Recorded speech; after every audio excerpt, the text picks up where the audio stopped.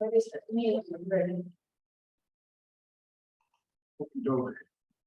you hear us, Bob? I can hear you, Lauren. Some of the other stuff is muffled. Yeah, that. Damn furnace. Yeah, well, we can turn it off for a short time and off for a long time. It's the fan, unfortunately. Bob, if you can't hear, or just let us know, would you? Okay, yeah, I can, sure I will. Okay. Everybody try and shout her. Use a good voice towards the Yeah. mics. Okay, we'll call this meeting to order, please.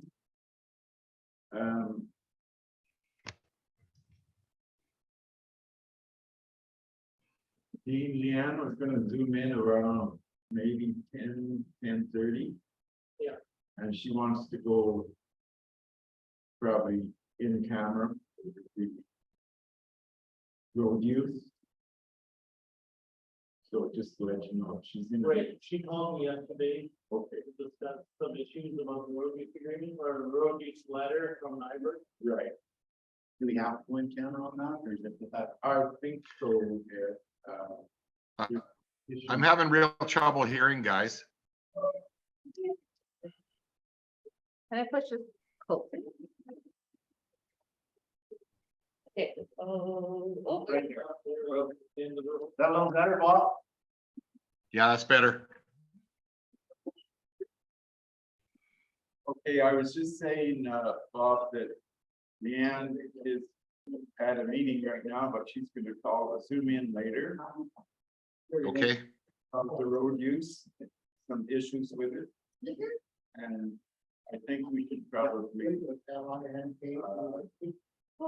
go in camera with it.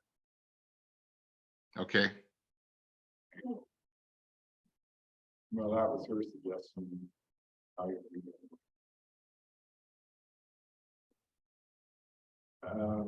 So is there any additions or anything else? I just had the under bylaw and policies. I just put that. But I don't know whether, what time she's gonna be using.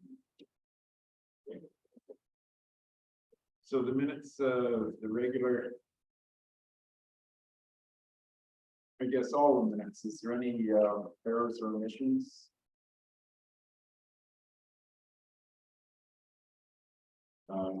I just had like on 9.4 on the October 12th minutes, there was just that's kind of up in the air. Possibly now with the engineering. Yeah, 8.4, we tabled WSC. Yeah, and just to clarify, I think if the county is able to get funding for that traffic study, then that'll have its own engineering in there. Yes, but we still have to decide on. who's gonna- Yeah, I can't hear Dean at all. Okay. We still We've have. got to get some better volume here somehow.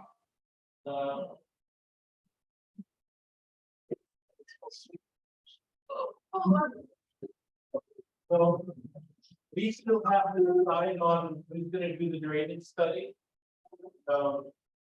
And because we have to do that this year, next year, and we also have to do, as part of that, we're gonna do some other engineering work. So one of the recommendations from the county in our meetings was they would consider working with WSP if we wanted to, because Ocean Sands currently uses them for their engineer, but they also use them for the highway upgrade that's happening. The provincial government got them as a contractor for the area. And they are also doing our due diligence on the Kierland McClellan water line. So they're pretty familiar with the area, and the local rep lives in our community, so. So that's the only reason why, like, it's still on the table. We still have to have an engineer whether we use Alterra or whether we use for the subdivision or not. We need to get those studies done as part of our grant spending, plus we need to have the drainage plan in place. Because we have to address the drainage plan in order to address the outstanding insurance claims, and we have to address the other drainage and have someone check over the reports for the new subdivision phases. So we still have something to do on that. Yeah, and I had referred to it mainly because Yeah. of the traffic study. Yeah, just the road, yeah. Okay, do you guys have anything else in the minutes? So I'm still having a little bit of trouble hearing, but as far as you're talking about adding stuff to the agenda, Actually, we're reviewing the minutes, but did you have? we're something? reviewing minutes. Okay, yeah, sorry. I'm really having trouble hearing, so I don't know why it's sort of echoing somehow.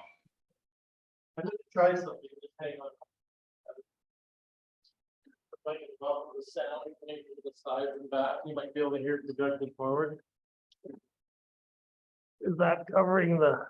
No. A little better? That's Okay. better. Yeah.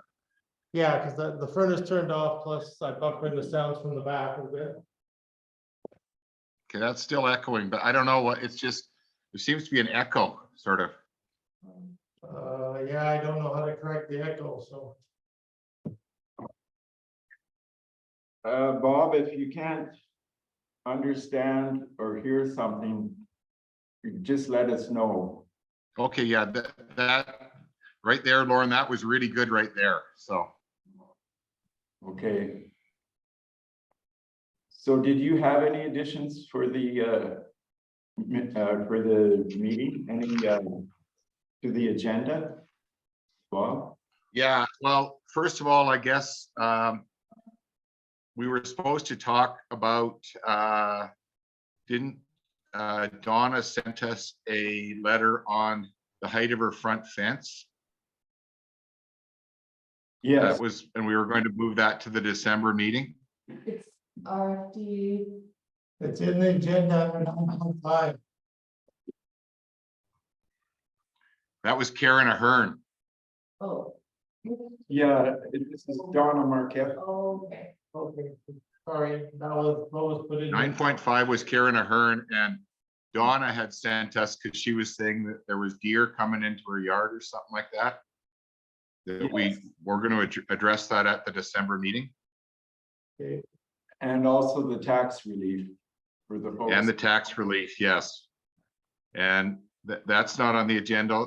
The other thing that we were, Dean was going to give us like an estimate of what the what it cost to do the snow plowing or whatever for the tax relief there.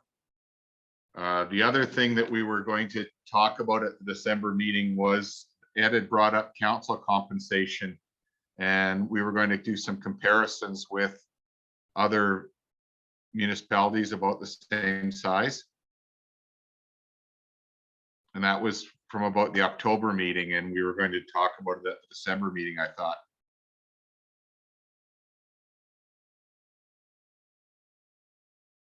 Where do you want to put those? It'd be under business 9.7? 9.7, 9.7 will be Dawn Harcourt. 9.1. 9.8 will be the snow removal cost estimates. And 9.9 will be the council compensation comparison with other communities.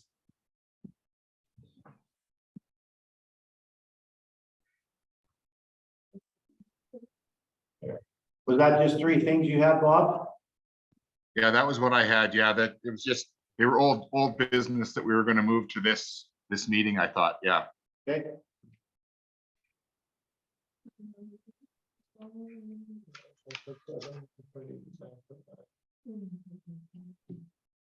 Okay, Bob, did you have anything to do with the minutes?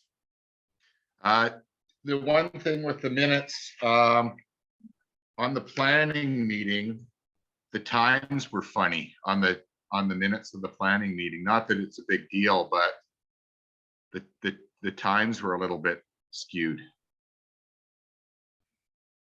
Like it had us starting the meeting and then ending the meeting before we started the meeting or something. Like we ended the meeting about 2 o'clock in the afternoon and it said like 10:40 or something like that. Oh, the planning meeting, yes, because we actually physically started the meeting before our other meeting, so it should say 9:50 for the planning meeting instead of 10:50, sorry. It's like a typo. Not And, that it's a big deal, but just to be thorough. yeah, we'll have to check the video and because we can kind of get a gauge of the time. So we really don't- No, Oh. so we started that before our meeting on it. So, sorry. So then we finished this before we started the next meeting. The municipal planning commission meeting, yeah. Okay. Yeah, so we adjusted the times there, we'll. Okay. So that's adjusted to, you said the call to order at 10:50? Or 9:50. 9:50? Yeah, 9:50, and then we finished the meeting before we started the other meeting, so the main meeting. Okay. Thanks, Bob.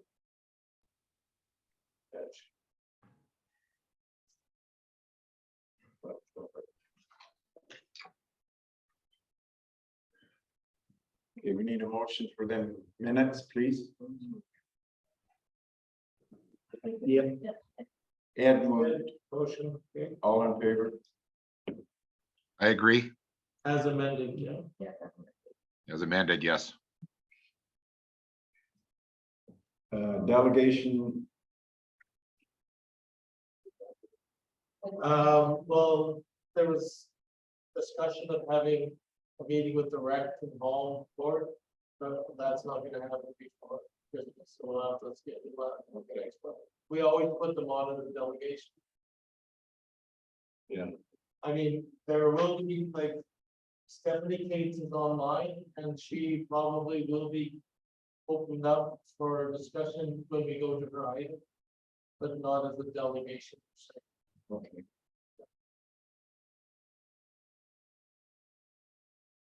Bylaw and policy, that'll just be a little bit later. When Leanne's able to get on.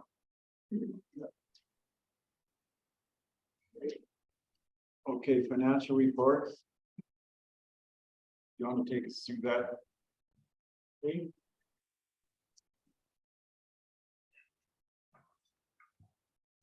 Basically, these are your expenses to the end of November. So your revenues and your expenses. Can you hear me, Bob? I'll try to speak up. Speak up a little bit, please. Yeah. Okay. So we're in line with all of our revenues, obviously, as far as. You know what, Dean, you know what I'll do? And so you don't have to speak up. Let me leave the meeting for a second. I'll go into my computer. I'll turn the volume as high as I can. And then I'll go, and then I'll come back on the meeting. Okay, Okay, just give me 2 seconds here, okay? okay. Can you get Because that could be part of the echo. Because if he plugs in his earbuds and puts them in, then he won't get the echo from the speaker and his voice. That's probably what's causing the echo and then he'll be able to hear a lot better because he'll have feed right into his ears. If he's got little portable earbuds. The volume's just bad. Like you can hear Lauren, maybe because he's right, like direct at the mic, but everybody else is muffled.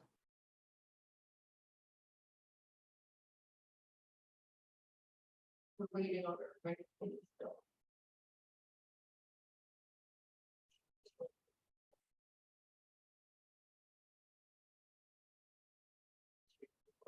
Yeah, we're waiting for that, like, I think that motion, yeah, didn't help from.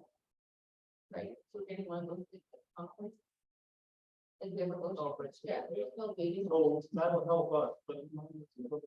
So, Bob, Okay, there, I'm good now. Okay, okay, one of the suggestions is if you have earbuds to plug into your computer or laptop, then it will stop the echo from your voice to the sound coming in. oh, okay, And it'll give you a little much clearer volume into your ears, so you can adjust your volume on your headset. okay, let me just grab something here. Sorry, guys, it's technology, we're still working on the one. Yeah, I've got to call the supplier to see if we've got a little conference table piece that sits on, that'll give us better volume.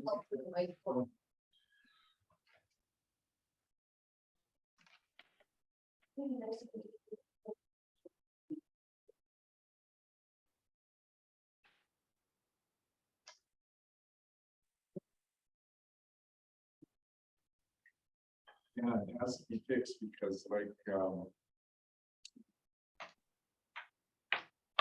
the public has to be able to hear as well. Yeah. What's the point? Well, and we bought an okay computer speaker monitor up there, but I wanted to get a better quality one so that it would pick up better. Because we tie the two systems together at Motion, but we don't have the conference table one that ties back into the computer. So It's not bad. provides much better quality. Like the county has. Like, Yeah, But you know what, we should get that into the table. That would be good, they're pretty much. But it's not that, it's not. I haven't had a chance to check.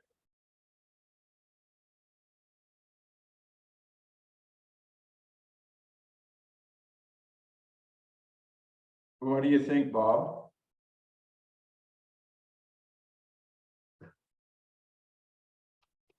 Can you hear us now, Bob? Of course, the furnace turns off just.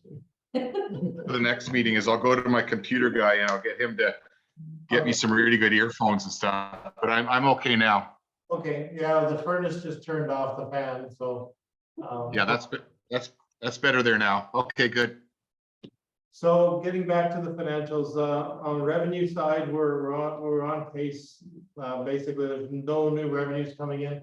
We've collected, a lot of outstanding taxes that have been multiple years, so we're now down to 6 outstanding as opposed to 26 at the start of the tax season. So we've got extra revenues there. Plus, we've got the RV permits, and a lot of people have paid their RV permits. There's very few that haven't paid yet. So we're just finishing off some few left.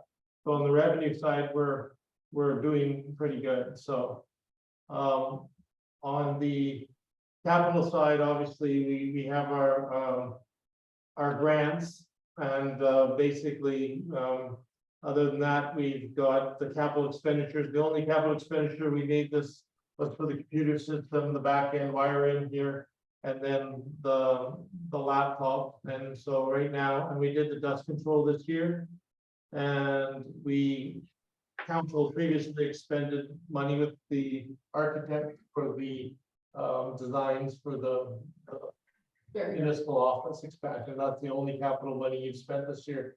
The only additional capital money that we've spent this year is the plow for the front of the truck, which you guys approved last meeting. And that was, So that will get transferred from operations to capital at year end. okay, and it was around 10,000. 10,000 change, yeah, so it was, yeah. And we get all the GST back on this, so. As far as the check listings go, it's pretty straightforward. We won't go through that. As far as our bank reconciliations go, at the end of, Dean, just on the checks, there was, just for information, you notice that the Underwalla surveys, like we've spent $13,000 on surveys this year. So that's quite a piece. that goes to capital. Yeah, but just for information, there was a lot of surveying done. We're gonna have to do more in 2023, unfortunately, to do that drainage study. Because we have to do a survey model Now we've got a survey model of the lake shore forward. And we've got a survey model of the subdivision. Now we've got to finish the drainage survey model of the community to make sure we have something to plan off of. Because we don't have we have certain parts of the community, like we have the Cornelson subdivision, we have a survey model of that, so our surveyor can put all these models together. But we don't have the rest of the community. There's never been a full survey done of that I'm aware of, unless you guys can tell me otherwise. So unless the town of Stetler has a survey model, but we need that to do our drainage, to do our future planning. The only one that I'm aware of, well, like, is Maynard subdivision, of course, and then there's also Yes, Pheasant Terrace drainage project. right. But that's it. Well, I guess we have some data, according to, I talked to the former manager who's from the town center. We have the data on the survey for the old subdivision. Earl's Way subdivision, Oh, okay. so we have that data, all we need to do is fill in the gaps between the new subdivision, the Pheasant Terrace, the Earl's Way and the shorefront, so we've got a gap to fill in, pick up survey points. For drainage maybe, so that's what's remaining for this year. Okay.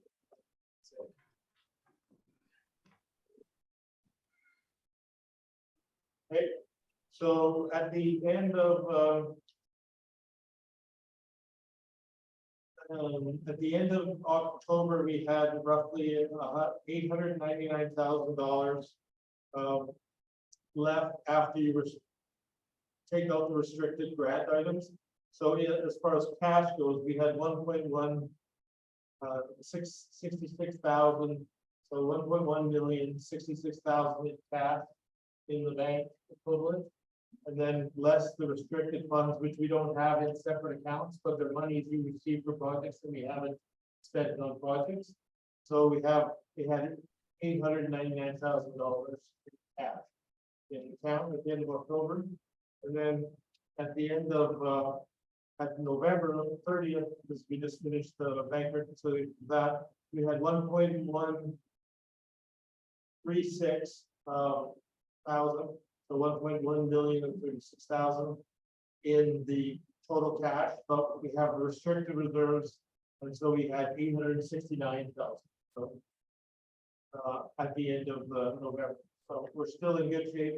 One of the things that I wanted to suggest to council that we did over in Roshan, and I think I mentioned it, we should get some of this money either locked in with the new RSP prices, or get an opener's RSP that, or GIC that can be withdrawn from at any time, because right now Royal Bank is paying 4.75% on a 1 year locked in of 100,000 or more, and they're paying 3.75 for cashable blood that we can cash at any time during the year. So I think after this meeting, we should make an appointment to go down and get the best rate. Because right now, Royal Bank is the best rate in communities, but that was 2 weeks ago. So with the new interest rate hikes, we might be able to get a little bit more from the credit union, or TD might match any offer. So we should get some money in GICs. Do we need a motion to make that? No, because it's in our cash, but basically, as long as 2 members of council sign, for the GIC at the bank, that is. Okay. So do you want to stick with TD and lock it in with TD, or? Well, depends on rate, I think, as well as, you know, Right now, the best rate I found was Royal. They beat everybody across the board. They went up on the redeemable or GIC, they went up from 3.3% up to 3.75. And that was 2.5 weeks ago before the latest bump from the Canadian. It usually takes a while for that to settle into the banks. yeah, unless there's something with the TD that if we pull money out of there, let's say we pull 500,000 or whatever, then maybe it changes our position in their banking system. It might cost us, so Maybe, but I don't we think should, so. we should Because check. we're not, on that. last year, they were paying nothing for interest. But now the interest rates have gone up so much on our we need to put some, we should, it's up to you guys.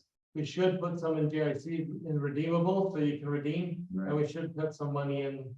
And if we leave it in TD, it won't affect us unless we change banks, and then we'll have trouble with the non-redeemable. We'll have to leave it in there until it's done, because it's usually 1 year. But, you know, I just don't think that we should put ourselves in a position where we have to change banks right now, because that is one major, huge job. So we won't be changing banks, all we'll No, be doing no, I is know, buying but the GIC. we just, I don't wanna upset the TD or whatever, so that we're gonna be gone, you know? Cause they're a pain in the ass. Yeah, so if you guys want, I can call PD tomorrow morning and get the latest rate as of tomorrow morning. And then I'll get them to prepare the documentation, so you can either sign it before Christmas, or you can wait, sign it in the break, or wait to January 1. It's up to you guys. Okay. I think that if we're gonna stick with TD, I think we call their bluff a bit on somebody else's rate. If somebody else gives us more, we ask them if they can match it. Yeah, Because these guys have latitude to do that, right? So. Yeah. If they do, great. If they don't, that's fine. But if we're gonna stick with TD, but I think the first thing we do is we do ask them to match the rates. Because I mean, these guys are, you know, they're making a fortune right now. They're lending the money out at big numbers, you know? So if the Royals 3.75, that's, we go to TD and ask them to match that rate. Yeah, I did a comparison between all 5 banks and the credit union to see what the best rate in the community was, and for Roshan 3 weeks ago, and Roshan is with Royal, and the Royal Bank gave us the best rate by far. So. But the town of Stettler is now with credit union, and they've given them very good rates. I talked to them last Thursday. So, I mean, if you guys want to stay with TD, I'll see if they'll match Royal Bank's rates. At least you guys will have some money tied up and in GICs for next year. And the other thing that's going to help our cash flow this year coming up is we have how many on this? 115. 15, yeah, 15, thank We you. have 115 people on tips paying monthly, which helps our monthly cash flow, so we don't have to dig into the banking, the money in the bank. Plus, it gives us 22,000 or Something like that, 21, 22. $22,000 a month in monthly cash flow. So, you know, we have confidence that we can put money in the GIC and, you know, collect at least 3.75% at minimum. I would like to see it at 4.575 or higher, but, you know, now's the time. It'll make a difference in our cash position. Okay, Anything's better than nothing, right? Oh, yeah. So, okay, so the next item is the tax trial balance. So, as you can see from the latest tax trial balance, we now have only 5 people that have outstanding taxes, and some of them have partial payments. And, there's only 1 now that is beyond 1 year. So before, when we started this, I think we had 13 or 14 beyond 1 year, we had 28 that hadn't paid up until the time the tax were collected, so we had 28. By the time the taxes were rolled out, and due in August, we had 22 that were beyond 1 year. Now we've got only 1. So we got extra, we were able to collect previous taxes, so that's good. So we've been doing a campaign, and I've been calling people just to try to get a hold of them. So the other one is the general ledger. So you can see that. So this is where we said for the year, and this is our essentially our year versus our previous year versus our budget. So where we're sitting right now is we budgeted to be at this point in time at $777,000 as of December 1st. And we're at 827,000. And the increase is largely due to the tax collection of previous taxes. And then the RV permits all coming in. And then we also had significantly more development revenue this year than previous years. So we've got some good cash flow there. Now, so by the end of December here, our next statement will be slightly ahead on the revenue side. On the expense side, however, we're doing okay in most of the departments overall. We had extra expenses this year due to the municipal election. We had someone who resigned. We also had extra expenses that some of them will be moved over to capital. So they'll be capitalized, like the survey and the plow purchase and the computer purchase, which are all decisions made by council during the year. But it also meant we didn't spend the money that we did plan to spend on certain projects. But as far as operations go, we're well in line.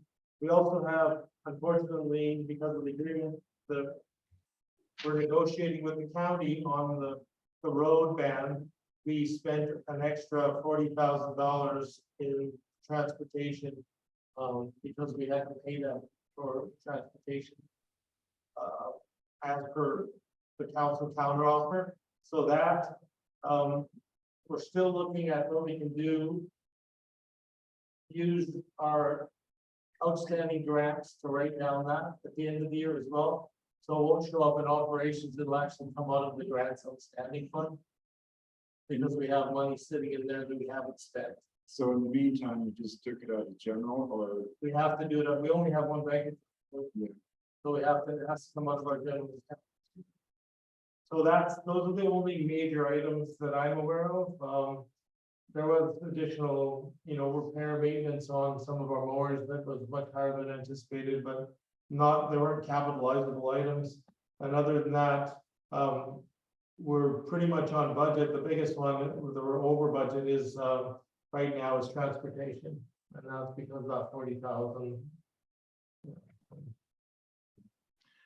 So Dean, I'm looking at all these financial statements and I like the the trial balance, but I'd like them.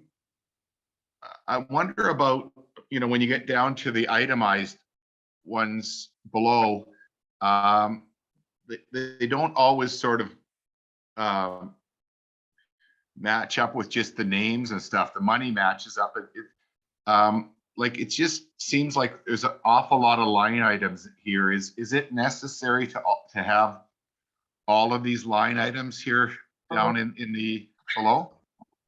No, it's not. I mean, if council's confident that the numbers coming back as totals, we can run it as totals instead of run it as line items. But previous council, and when they built the system, they designed this custom report, and it's just a standard report. So we can use the custom report and just give totals by department. Because then once a year or twice a year, we can give the details, or whenever council wants, we can run a report that gives details. Because it's the standard system reporting. Because I was like looking at when you go down farther down to the expense part, Yeah. the trial ledger there. I mean, it's 4 pages. I mean, that's that seems like an awful lot for the size of our budget, Yeah.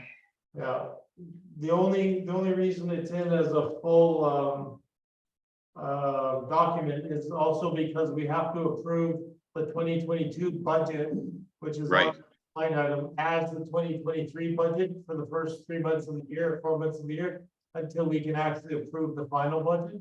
It's a requirement under the Municipal Government Act amendment. So oh, okay. council needs to know where the money's going, and because we're not until we know the facts about where the different departments and the different requisitions are at, we can't set the new budget for next year to set the tax rate. So we basically just have to keep it as it was this year. So that's why I gave a little more detail, but if council doesn't want me to give detail every meeting, then I'll just give summary. I think that's, And then when you guys ask for it, I'll give you guys. yeah, or at budget time or this time of year. Yeah. I mean, we're trying to get rid of a bunch of agenda paper too. Yeah, I get it. But I'm just going on what you guys had previously done, and that's why it's like it is, so. Yeah, no, I mean, I appreciate the detail and stuff like that, but I just, yeah, like I say, I don't want to be printing this off every month or whatever and stuff like that. It seems like a bit of a waste of paper, but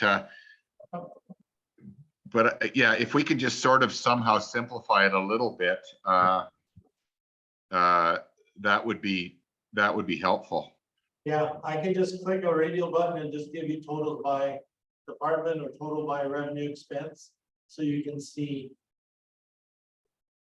And then when if we need to go into the detail, if there's some department that's, you know, way askew, then we delve into it, exactly why and stuff.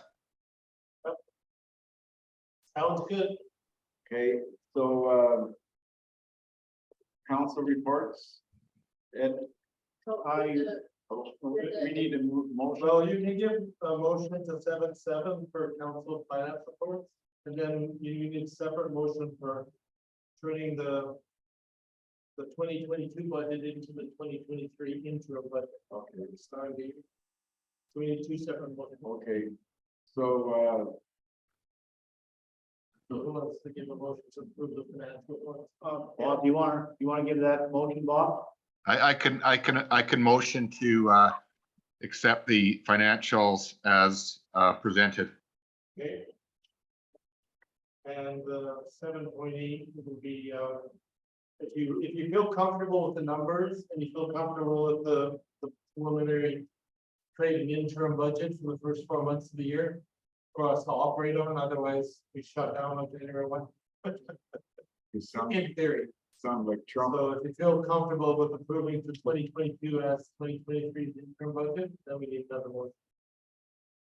Okay, well, I'll do that. I have a quick question for you, Dean. As far as these people that do the monthly payment of their taxes, so basically we don't know exactly what their total bill is going to be for the year. So do they just pay sort of an estimated amount and then you readjust it in June and they straighten it out for the rest of the year? Is that how that works?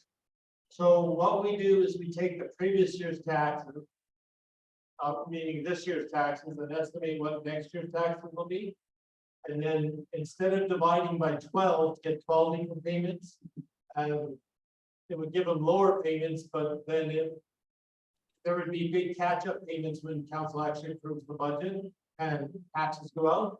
So then the system is supposed to adjust when the levies are put out and all the tax payments would go up. So instead of doing that, which caught a few people because there was a few glitches in our system with how the accounts were set up, some people's taxes actually, their payments doubled after the August 1st year end. So normally what we do is we take last year's taxes and divide by 11. So they start coming out in January and they're finished by the end of November. So the last month of the year is where you do your catch up and you do your adjustment. So some people were out by $20 as of December 1st. And so they were going to need to pay their December payment plus an extra 20 or 30. Other people were a whole payment or two behind as of December because of the way the system was calculated, the way the files were set up. So I think there was 6 that were set up quite like they should have been in the system. So by dividing by this year's taxes by 11, it sets up a good payment schedule. So there won't be a big bump, or there'll be more of a buffer at year end. So there won't be a big bump in August 1st or July 1st when the taxes actually go out. So that's that's how we do the calculations. So. Okay, thank you. That makes sense? Yeah, Can no, we- that makes sense to me. Can we put something on website to do a short explanation what happened? Or is it like I sent letters out to we sent letters out to every single person on the tax installment plan. And we explaining everything that happened in the process with those 6. Plus, we sent it out to every single person that had required, that had registered. So we explained the payments they're gonna be getting in the new year. So we sent personal letters to everyone. Or any feedback? And there was a couple people that called, so we explained it to them verbally, and I sent them emails explaining exactly how it broke down. Especially the ones that were like a payment, I contacted them. And sent a letter as well, but I contacted them right away, saying this is what happened. Some were just a reassessment too, like people who just built the house and then it just came up. So of course, those first 6 months or whatever, they're only doing small payments and then all of a sudden. Two big ones, right? Yeah. And there is, we don't have what's called a supplementary assessment. So if somebody finishes their house in May, they might get caught by the assessor in the assessment investigation. And they'll be put on this year's, but if somebody finishes on May 30th, they won't be on our new assessment roll. So they'll get, essentially almost that whole portion at the lower rate, whatever it was before it was completed.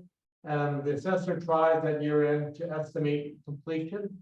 Essentially, if the doors and windows are on and it's not lockup, it's at 75%.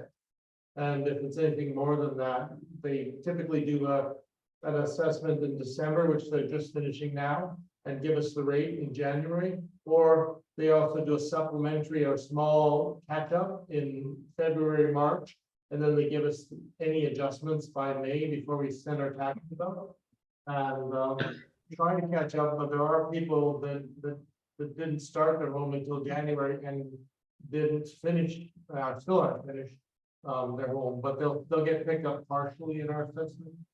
So that's the best we can do as far as that goes. Okay. So, council report, Ed? I don't have much, but I guess I did attend the first kick of the cat here at the Stettler Waste Management meeting. Good, I really enjoyed that. It's quite intense. It's a lot more than expected. But it was an organizational meeting, and there was a new chairman voted in, which is Cheryl Barrows from the town of Stettler. Paul McKay is the vice chair from Denelda. Yvette Cassidy is the CAO, and she's from the county of Stettler. One question that I did think of, but that was at the end of the meeting, but maybe Lauren, you can answer this. So how come the villages, the municipal villages don't have any voting rights? The village is always used to. I don't think we do anymore. And actually, there was, Be able to speak up for all. the villages used to get a vote for sure, as well as the member at large. Pearson from Denali did. So I have no idea. Did we look into that? Did we look into that? Well, I can get you their bylaw, but I don't really have anything to do Okay. with it other than getting the documents. Well, I know our next meeting's not till March. Yeah. Whatever. But I don't understand that. did you ever vote on anything? You were there. It was always the show of hands, the whole group. I'm pretty sure that, Dan was there too, right? And Dan was texting me about, the fee schedules and who determines the fee schedules, how to determine it. Right. And of course, it's by a formula based on population and based on the number of houses. And it doesn't take into account that the majority of the people that are permanent residents actually spend the winter and, well, a large chunk would spend the winter elsewhere. that, So it didn't factor that in at all. So I sent text back to Dan, who's gonna ask questions about that at the next meeting. yeah, because he tabled that question. Yeah, So next the meeting. requisition. And I bet that's a good thing, because Yeah, the Summer Village in White Sands requisition can go up considerably. yes, And I don't agree with it. It's based on their per capita, what the government says, we're gonna, how many people we're gonna have living in this place. And I do not agree with that. And it was going to increase both motion sands on White Sands significantly. Yeah. So that's why I was getting all the proper information from the assessor and the post office and everybody. Right. To tell them exactly how many residents we have, or estimate of how many actual full-time residents we have. Because a certain portion of the year, say, end of October to March, a good portion of Ocean Sands, and probably White Sands, permanent residents. Because they're going off the federal census, that they're adding growth, and that's not correct. No, it's not a representation of the actual environment. So can you look into that for White Sands then too? Well, I'll look in the numbers, because I've got the assessment numbers and stuff, but I can give you. So when they calculate that, now this is just for the summer villages. So, and so what happens, but it was a formula, I got it somewhere. Well, that's in here, but I, So if you divide it by 50% for the off season, you get a more realistic ratio. So what we end up with, so if our population is 120. We're paying on over double that, so for 270 instead of 120 is what it is in there. And it was calculated years ago by Rob Stoutenberg, who was the manager of the town. So it's to do with the lots and if I can, it's in how it's calculated is actually it's in the bylaw. But I can forward that to you. yeah. I can dig it up. Yeah. It's number of residents and population. So it's over double what our census is. Yeah, you just want to make sure it's fair. I mean. Well, yeah, exactly. And I mean, Reasonable. That's what Dan said, Yeah. too, when he was talking. He said he agrees with some of it, but he just didn't feel that it was quite fair. He wants to be fair about it, and so do I. But Well, I just think that they're slamming the two summer villages here, getting that.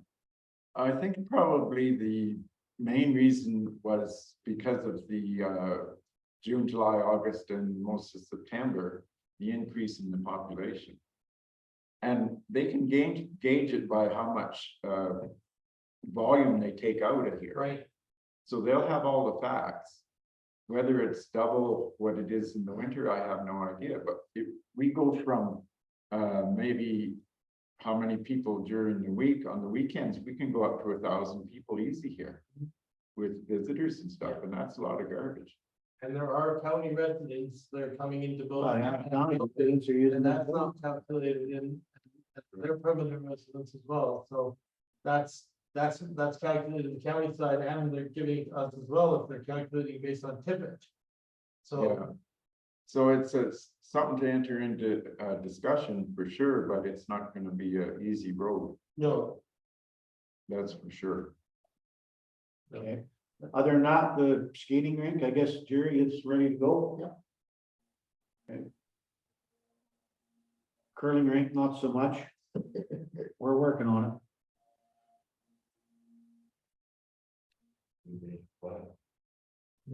That's about all. Okay. So, I had a Shirley McClellan water. Yep. Couple meetings, and the rates for the truck bill. Is going from $3.80 to $4 a cube.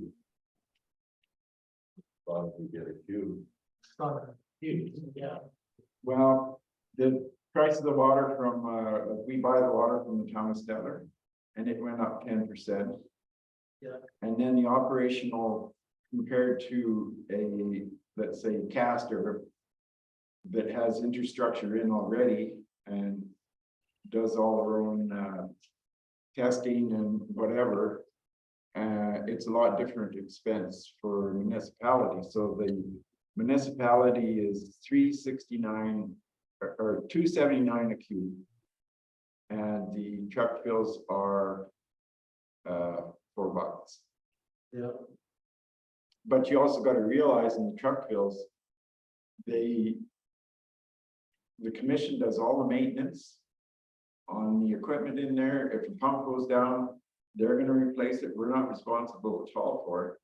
And that's, that's part of the deal to take care of the maintenance. one of these rates go up, take it back. And this year, the electricity rates have gone up, power rates have gone up significantly, so it's really impacted the distribution and the production of water. So that's one of the reasons why they're probably getting more charge from the town for the production of water. Yeah. The chemical costs have gone up significantly too because of the transportation. Yeah, everything is crazy. So that's for information, ICS training for Dean and Tim. 100 and 200. Do you have 100 in? Yeah. Okay. So 200 is coming in January. I don't know, I won't be here. We can request the 100 course in town. I talked to the fire department as well as Smith, and he will offer the emergency services 101 training if there's enough people. If not, you Our can get, counselors and our staff all want, I think it's worth it. You can get it online. yes. For 100. Because I would like Karen to just maybe, she might be one of the data or administration side of it. And Tim was very interested, he actually went to the round top or the tabletop session we had last Thursday. So he's very informed of what's going on with emergency plans for the county. But everyone should be aware of it, and we should, if there's enough interest, we should ask residents if they're willing. Because we may have residents who are stepping in and should understand the emergency process. So if there are residents that are interested in it, we should offer the course to them as well if they want to drive into the establish to take the train. Because there might be some residents that they already have it, that's from our firefighters, but there might be some residents that are just interested in helping the community in case of an emergency and they want to know what's going on. Is there cost to them? They typically don't charge for a 101, but the course online is free. But if we do a request for the town staff to put on 101, then the 202 is part of our process. It might be the cost of the booklets, but I don't think it'd be much more than that. I don't think they're building us individual fees for the course. I haven't. Because we need to have. Yeah, and they get funding from the province to do this, right? The emergency program applies for funding to train people. And that's a big part of the certification process. They have to have so many people trained. And I guess the next thing I had, did we get to? Remember I talked about getting our inspection done again in the winter Fire spark or? no, for the RVs on properties. Yeah, I don't know where they're at with that, but I can follow up and see. Do you want me to phone her? Yeah, if you want to, you're on the committee. Because we did have a fire 2 minutes ago, I think. Yeah, so we did have a small fire, there was a fire in the wall behind the fireplace. And unfortunately, whoever called 911, they had the fire out before they got there, but they sent 3 fire trucks and an ambulance. So I think there's a limit to how much they can charge for the insurance, but it's sort of a revenue collection for the county and the town in some ways to cover the cost of their, and it does get covered by insurance, but it also jacks everybody's insurance up because we have no hydrants, we have no services in our community. So that individual, we don't know what their invoice is, but they called us to ask. And I won't know until they send us the actual invoice from the town of Sedgwick. But it's gonna be over 2,500. My guess, it's gonna be more because they sent 3 trucks and an ambulance. But there should be a maximum per house. There is a maximum for highway traffic callouts and accidents. I'm not sure if there's a maximum for fire callouts. So they didn't do anything except chop a hole in the wall and check to see if there was no fire or any smoldering embers behind the fireplace wall. But I don't know what else they did. I mean, whether they needed it. 3 trucks is minimum of 8 guys. An ambulance is minimum of 2 people plus the ambulance, so. Yeah, I think the average 7 that they can get out, but that's just the average. So, Well, that's unfortunate, but you know what? if you didn't send the trucks, then the damn house catches on fire inside the wall, so, Yeah, you know, they gotta yeah, that's do true, what they're supposed to do. so. Okay, So the RV inspections I was talking about being was for, the permitted RVs, oh, plumbing, okay, Permitted. permanent permitted, RVs, okay. yeah, but I'll phone her and But get it's- her to do it. It's for all, so it's fire, safety, plumbing, electrical, or not, No, this is It's just just for the fire. RV inspection, right? Okay. just to see the units, Then who because does- the leaves are all off. Right. Is that, Lisa does it. that's the one, those reports you get, remember? Basically, it's Oh, RV count you're talking that, about. those are just whether people are actually there or not, but not the actual inspection of like fire inspection. No, No, no, no, no, it's whether the unit's on site or not. Now I'm on the same, right, sorry. yeah, I'll call her. Okay. And it's just to give idea, because the leaves are off the trees now, and she can do it anytime between now and the January, just a Yeah. one-time. Yeah, we did have this year a few glitches in the RV inspections as part of. Property boundaries, like she thought living on one property was actually on the other, so. We did have a little bit of an adjustment on a few properties, reducing their amounts. When we did the invoicing, but other than that, it seemed to go pretty well this year. Yeah, Overall. and we have to do it. and Yeah. That's part of the deal. Did you look into? Remember, we were talking about the $5,000 per lot in Maynard subdivision? And some of it was. There was a record of some of it being paid, but. I couldn't find the history, but Lauren is gonna dig into that more. Or she But is, he has to dig into the historical files, but, right? um, So but maybe- no, I couldn't find anything in their actual paper files. we found something that there was a partial payment, Yes, a large parcel. and Leanne was going to go and Tim's got all the hard copy files in the building next door. Leanne was gonna go in and get the actual contracts and all the documents and copy them all for us.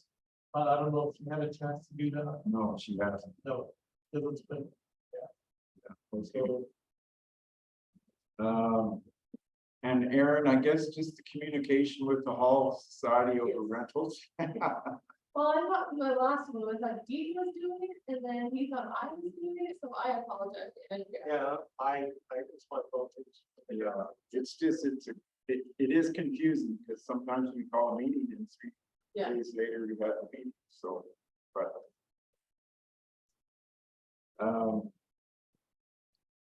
So I wanted to, this can be tabled, but I just wanted to bring up that the search and rescue personal watercraft with the baskets on the back have been ordered for delivery possibly in the summer, but it depends on supply and demand. And then Roshan Sands is putting, instead of putting them on, they may be on lifts or something, water, but Roshan Sands is going to expand the marina. Is that proper? Is that what the idea is? No, they're not expanding the physical marina, but they never did apply for the expansion of the registered space that the marina sits on. Oh, So okay, they physically have to apply for that with 3 different agencies, and the water, and so their piece where the actual marina sits is actually only like a 30 by 30 piece of property, or 30, whatever, and their marina actually expands much larger than that, because they never finished the actual application, so that's what has to be registered. Right now, it's a very small piece, that has to be registered. okay, so I was, the last fire meeting, I was understood, but I must be wrong, is that there is going to be an addition onto the dock itself. They would like to, with Sarima, they're gonna apply for that application, and they want letters of support from the communities. And they want to apply for additional RCMP emergency boat. They want to expand the boat launch, but they also want to expand the marina space and the parking space to accommodate the RFP. In the fire department, yeah. So that, they're applying for that, and then so we have other issues with marina I don't really want to get into. No, that's fine. Because, the Alberta government thought the marina belonged to the Ocean Tech. But it isn't, it's a private marina club. So we still have to do all the paperwork, but we have to figure out how they're gonna fit into our lease in the future. But yes, that they want to expand, and they're looking at Ocean Sands for the expansion. Okay. I know you have this in your report, but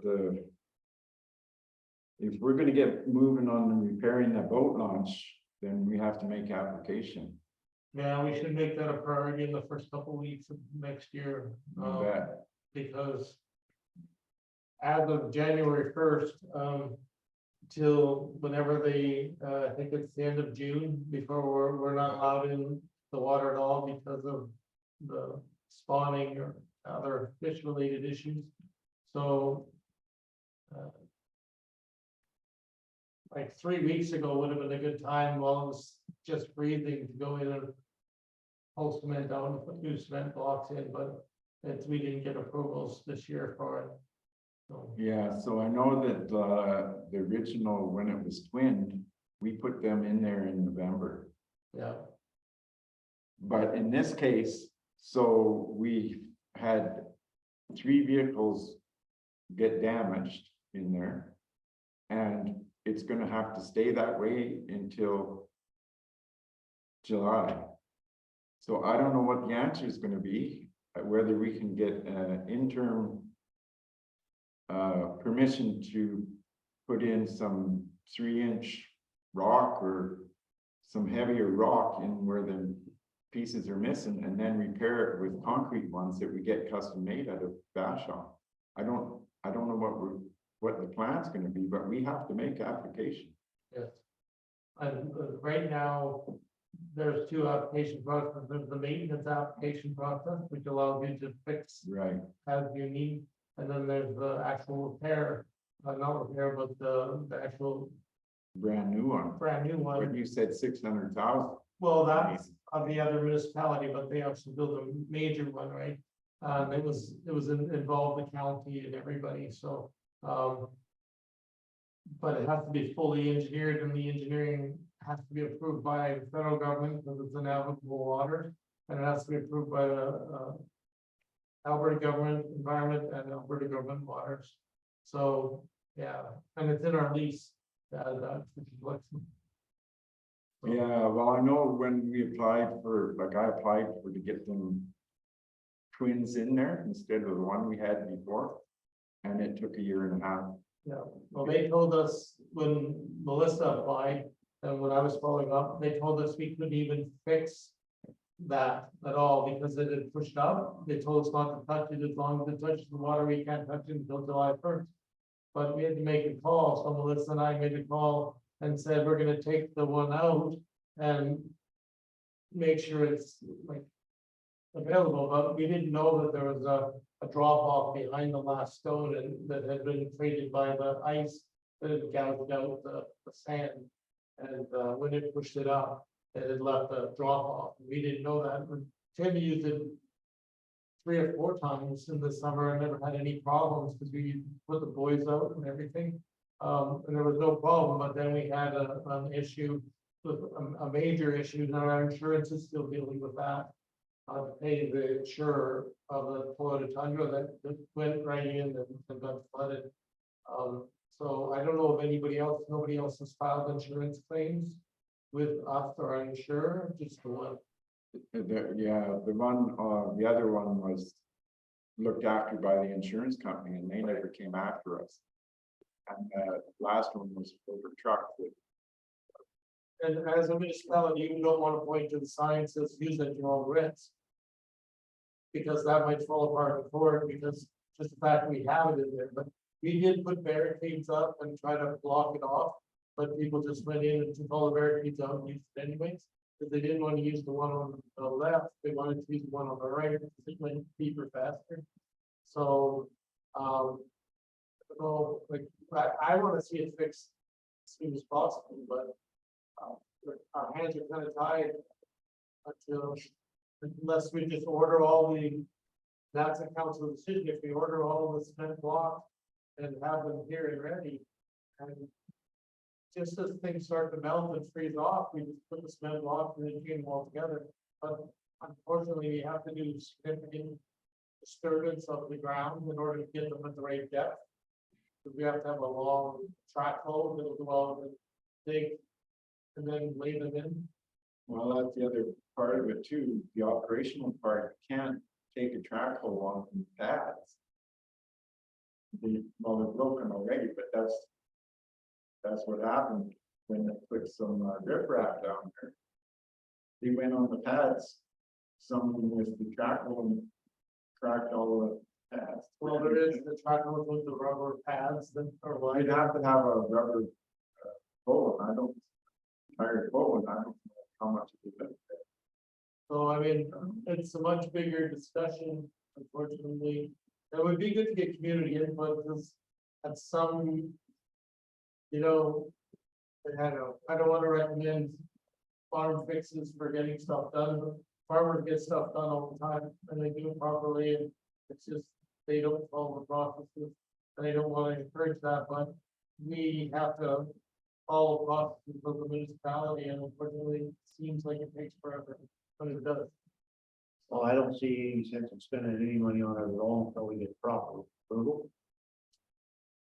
Period. Well, in order to get proper approval, we have to get a minimum engineering inspection. Where do you start? Where do you start? So it's up to you guys, if you guys, right now it's frozen solid, so it's be tough to get an inspection. Engineering. Dean, can you speak up, please? I'm really having trouble hearing you, or maybe face towards the microphone. So right now it'd be difficult to get an engineering inspection, and because it's so cold, but we need to get an engineering inspection to do any major applications. And to do maintenance, we have to wait until July 1st. We were allowed to get back and touch the shoreline at all because of the fish species and spawning and wherever else. Okay, well, we'll just have to get on that first thing, in the new year, I guess, see what want to do. Because we could end up having to shut them launches both down permanent until we get them fixed. I mean, if someone goes in there with a vehicle and writes their vehicle off, what are we gonna do? We've already got Another insurance claim.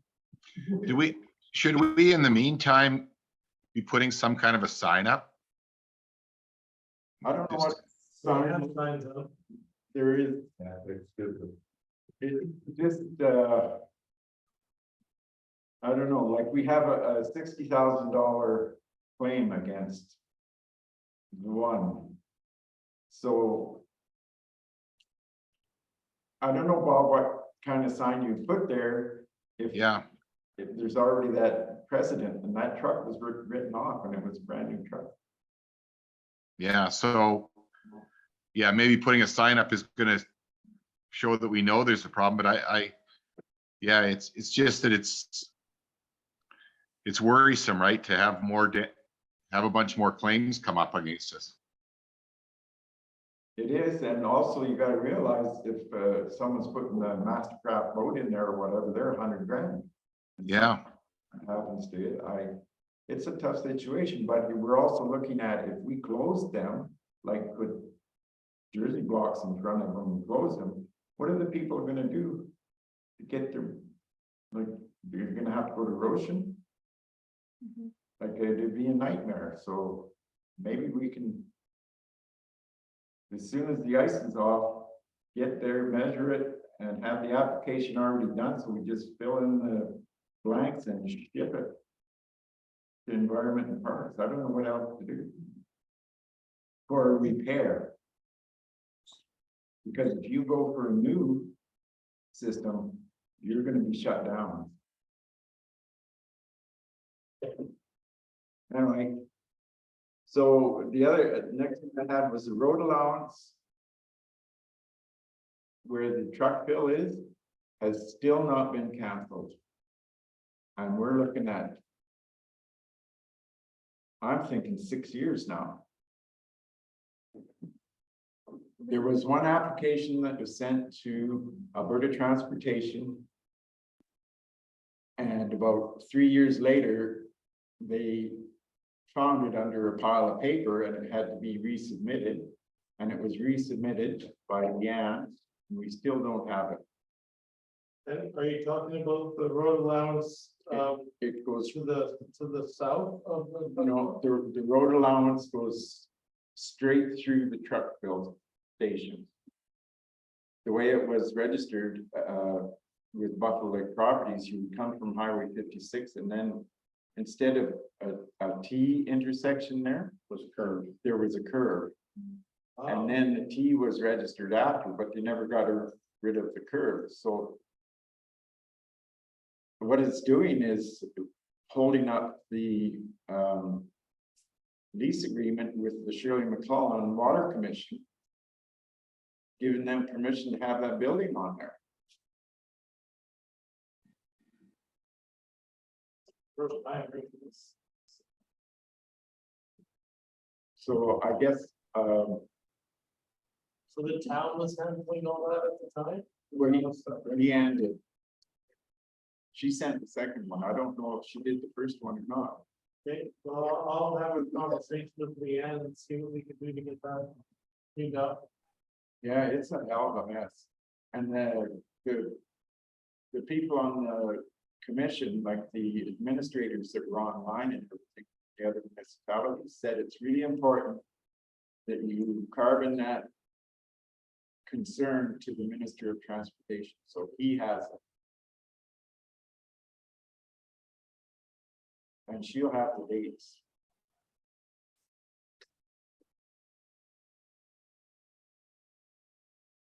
And Dean, do you have a phone number that if there's an emergency, we can phone you? I have the phone, but I'll take with me, this is in the office all the time, plus I have my personal phone.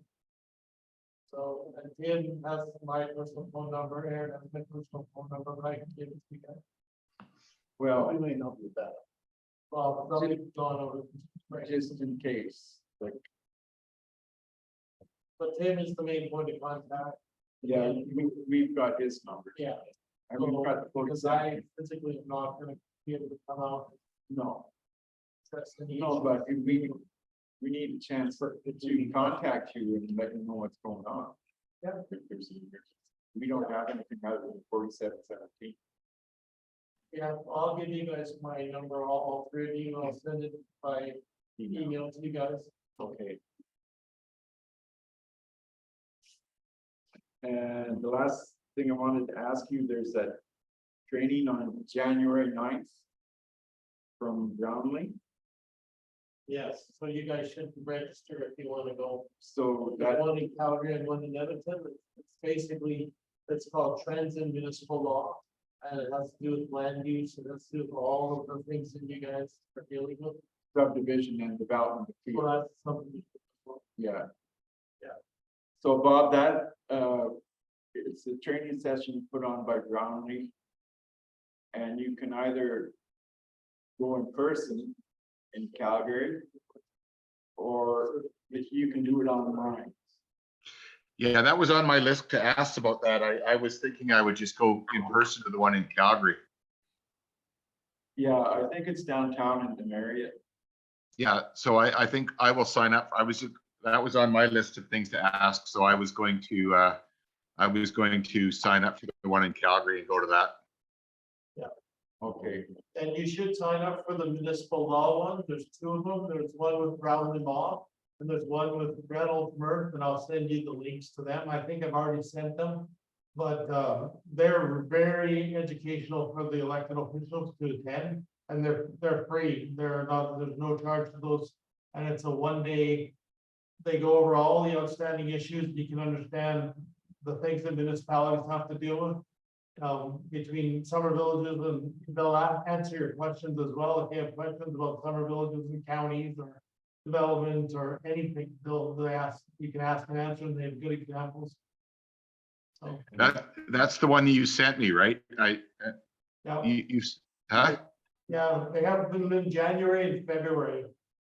And They have, sorry, they haven't, I didn't see any dates for January yet. yeah, I'll send the links. That one is $300, I think. or The Brownlee Law one, Yeah, well, that, because it includes lunch, I think it's small. The municipal one was $250. The Brownlee one for developments and stuff was $250, I think, right? Yeah, that's a different, that's, So that's the certification program. That's the subdivision and development appeal board. That was $250. or if you do it online, that's 100, Aaron. Sound is just. But because you guys are dealing with subdivision issues, one or two of you might want to attend that for sure. Just so you're up to speed on what Leanne's discussing, because she's following their guidance. So, Yeah, can you send us that? I thought, I think. Yeah, I could use them, Melissa. I think I sent that. can you send them both, Aaron? Yeah. Yeah. Okay, And just make sure I'm the municipal one. okay. And it's right in Calgary, Edmonton, so for you, Bob, it'd be very simple to go to there. Of course. Yeah, no, I'd rather just go to it. Go straight to it and then I could meet some people and stuff would be good. Yeah, it's good networking and I don't know, last one I was at, there was probably 300 people there. Okay.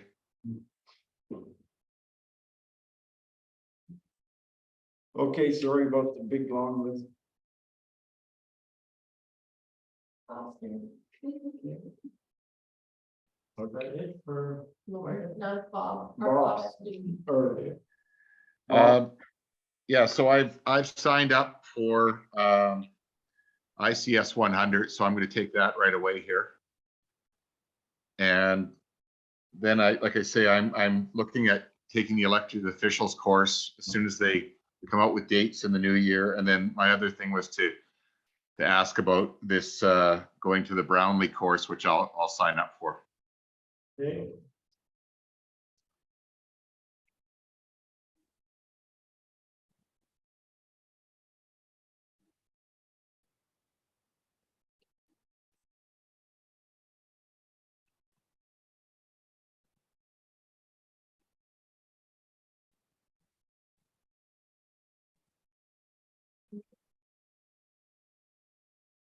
that's it, Bob? That's it. Yeah, I don't have anything else. No. Okay, and then we got Dean, your report? Yeah, so did you have any questions from the written report? So basically, we discussed most of the matters, so. I have one question. Did Ash come out and do that October tour? No, what happened, and I'm not sure what the follow-up was supposed to be, but, because of the elected officials change in the provincial government leadership, all of the departments have basically put a lot of projects on hold until they get their confirmation of who the next government. So even though they're saying they're still doing their work and their jobs and stuff, they don't want to make any controversial decisions within the departments that may or may not affect the. You know, so then we're sort of in a, for lack of a better term, we're in a lame duck administration until we get a new leader and a new party in power. So, and that's gonna happen this spring, so a lot of the, because of the pushback from the community and because of from her senior administration people, she's decided that we're gonna kick things off again in January. And I've been trying to get a hold of their contracts department. I said, do I have to draw the contracts? Because I can't. But they said, no, you can't drop anything, you have to wait till we do it, then we'll send you it, and then we'll be able to negotiate. But, so I'm at a standstill with all of the leases of anything LOCs and everything, so. We did have a meeting with Parks, but it had more to do with ocean sands than it did have to do with leasing.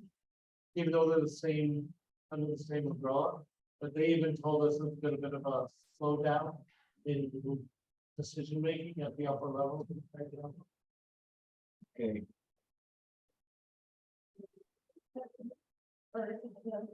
Except the reports, or do you have any other? no, I had that. Who wants to accept the? All in favor? Agree. You're okay, Bob, with the reports? Yes,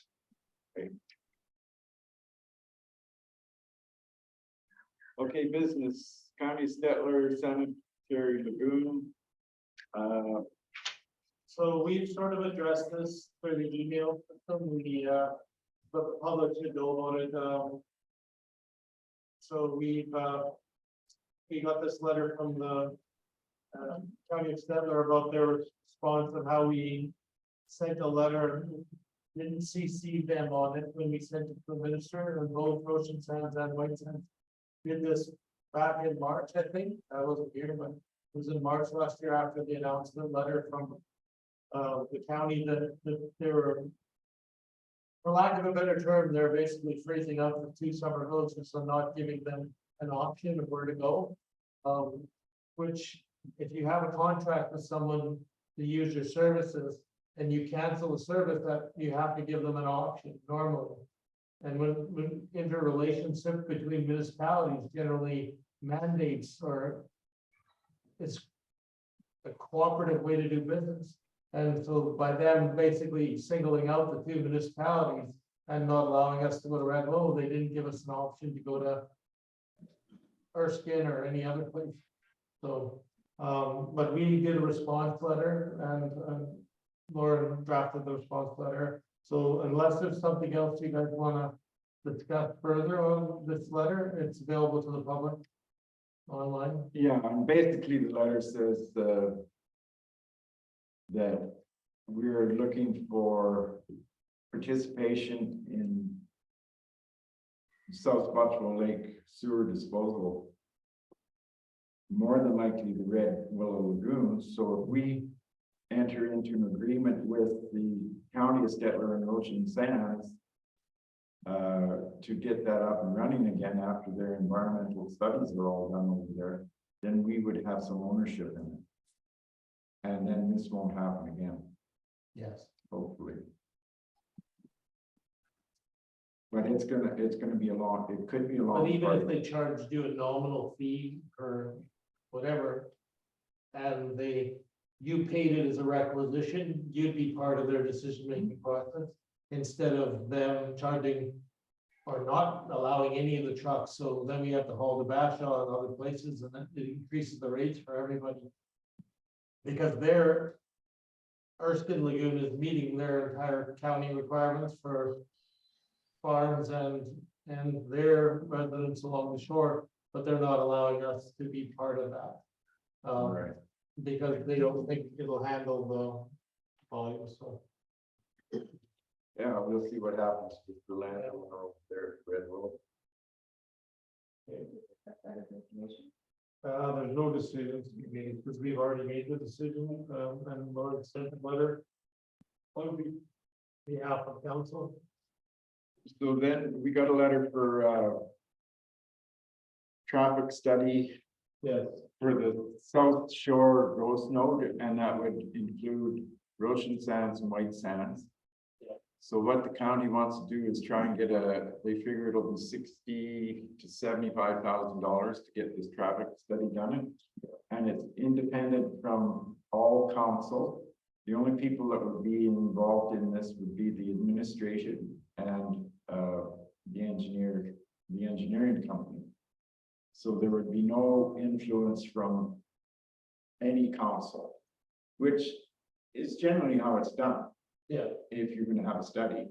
And so if they can't get the grant money to cover it, collaboration, they have a proposal to break it down onto the share of the cost of it to be divided into the amount of lots that you're allowed through the IDP.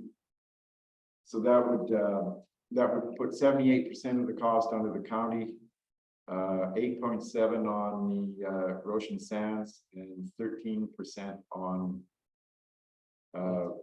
White Sands. So our 13%, if it doesn't get approved by grants, will be around somewhere in the neighborhood of $10,000. But this study, when it's done properly, should be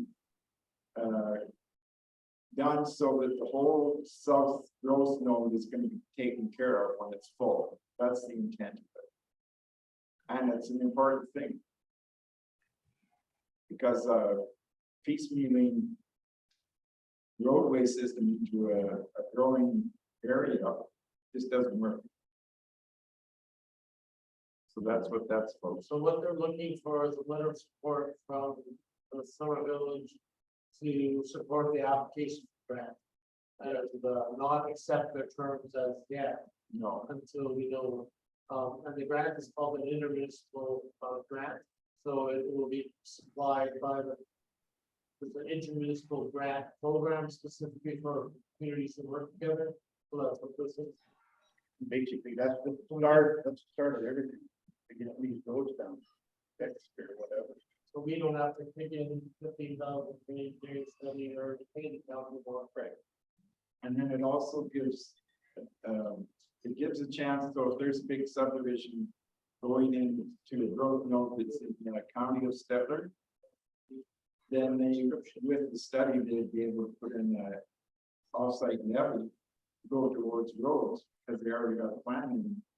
We have a plan in order, so that doesn't put the pressure on the existing municipality. So it'll be broken down all the way from White Sands to McDonald's campsite. Their South Shore area structure. Us.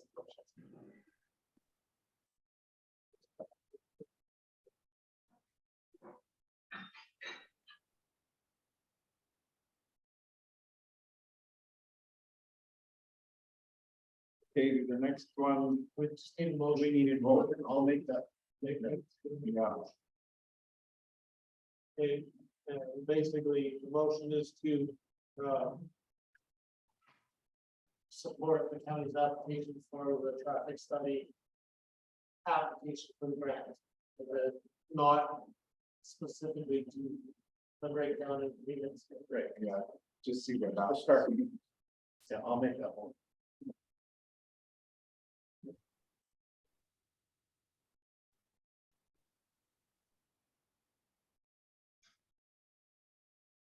And then we have a bylaw coming from the. We vote on that? Oh, sorry, all in favor? I agree. We have a bylaw from the county of Stettler. I think, Dean, it's basically saying if someone sets up a subdivision, that they're gonna be responsible for making sure the road access, the road is wide enough to handle turning in and out of it on county roads, and they just wanted to carve on us, so we know, Right. basically, that's what it's about. And Leanne will give you a written comment, that she's gonna write a comment on this and send it to the county. Let's see if the bylaw change had any impact on the communities. So, Okay.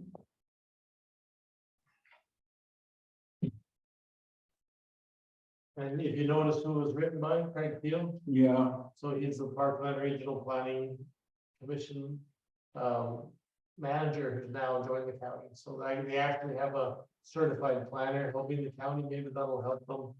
Because maybe he sees practical common sense. So he's working for the counties now. yeah, He is now their under, yeah. I'm We really. have Leanne representing us and Craig representing the county now, so. And I'm really pleased, like, I mean, that is the good move. Yeah, he's a professional planner, so. Well, he's been at it for years. There's no decision, Leanne's gonna, unless you want to just have the motion referring it to Leanne for comment, Yeah.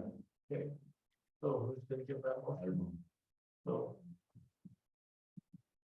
For comment on bylaw 1687-22, which is the amendment to the municipal development plan bylaw.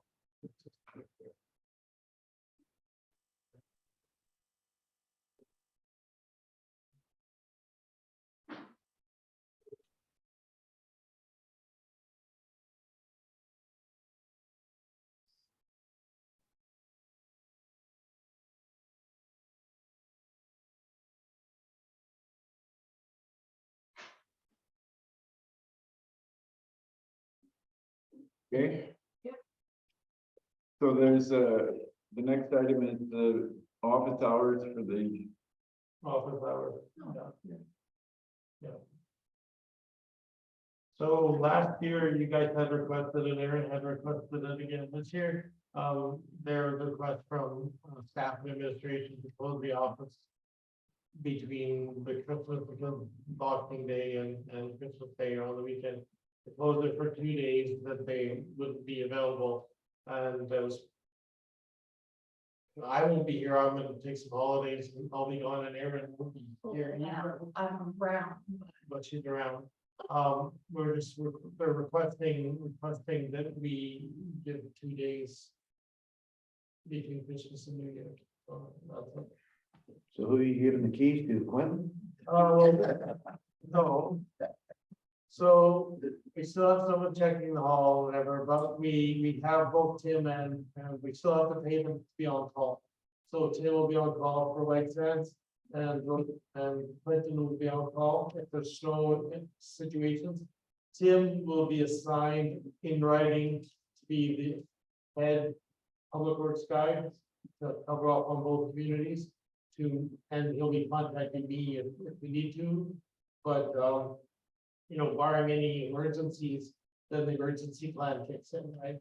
But as far as the, day-to-day operations, it'll only be 2 days that we're not going to be open. So my question is like, has Roshan, you guys are like, we're half with Roshan, have they agreed to this? Yes, Ocean Sands approved this.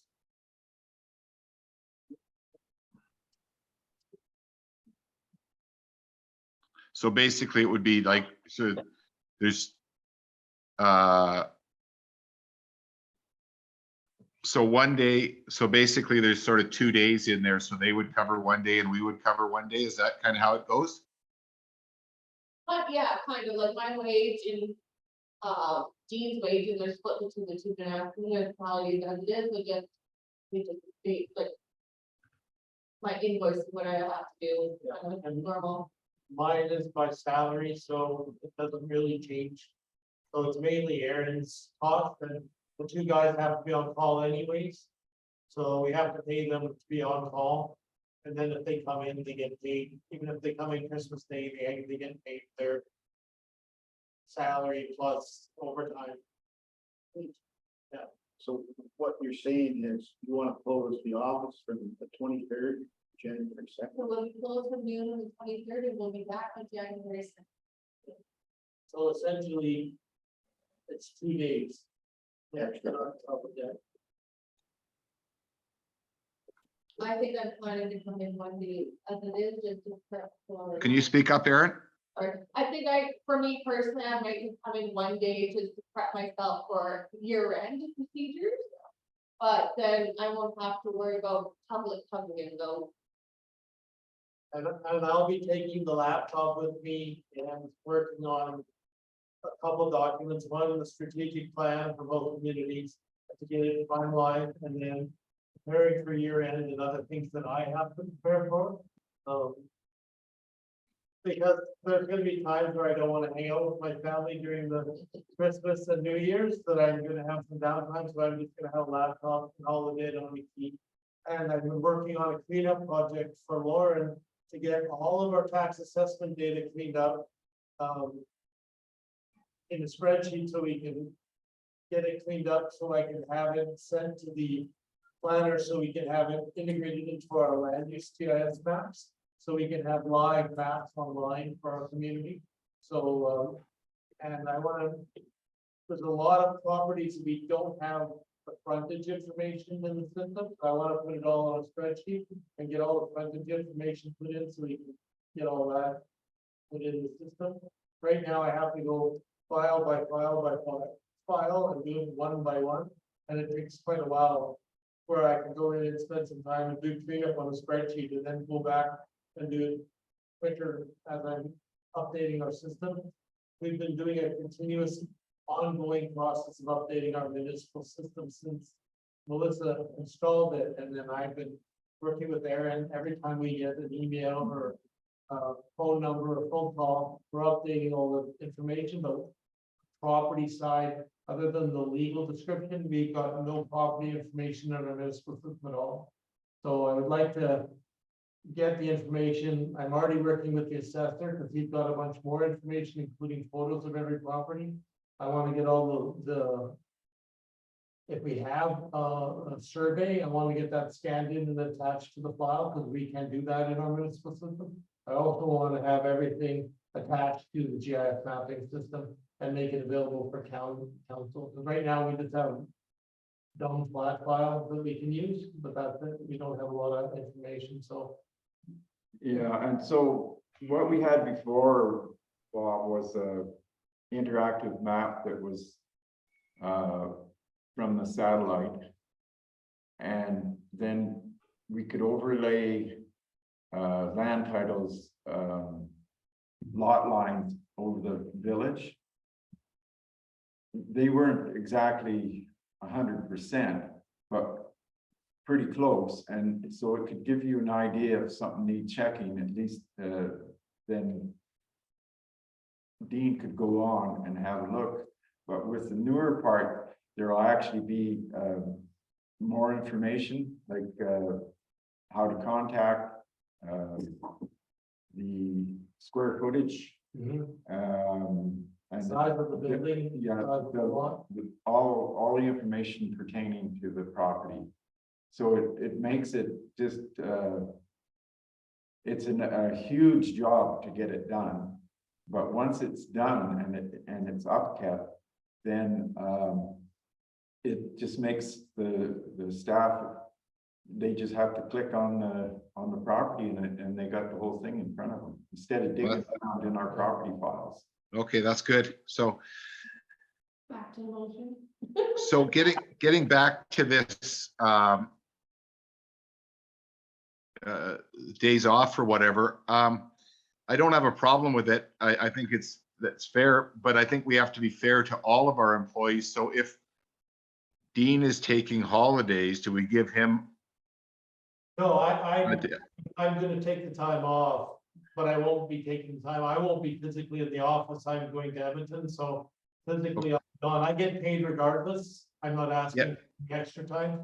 Yeah, but no, but I think if somebody else is getting a paid day, that you should get an extra day off at some point too, or whatever. There should, and the same with Tim, if Tim is getting, so he's only going to be on call, otherwise he's taking the time off. Is that correct? Yes. He has to be on call anyways. So it's not gonna change Tim's at all, but he will get paid for the 2 days that he's not working. He gets paid for those 2 days. So I guess actually, I don't mind giving that as a bonus to you guys, but I think that we have to be fair to Dean as well, that we have to compensate him a day down the line too somehow, if he's taking it as his holiday days. No, we don't have to do that. It's up to you guys, but I mean, I'm taking the days off anyways. So won't come for your holiday. No, I've got a lot of bank time that I've been working on weekends, and that wasn't part of my contract. As well as a lot of special meetings that wasn't part of my contract. So I've been tracking on a spreadsheet all the bank time, so I'm just probably gonna use bank time. And it won't cost anything extra because it's just part of my salary, but I'm gonna delete some of my bank time days.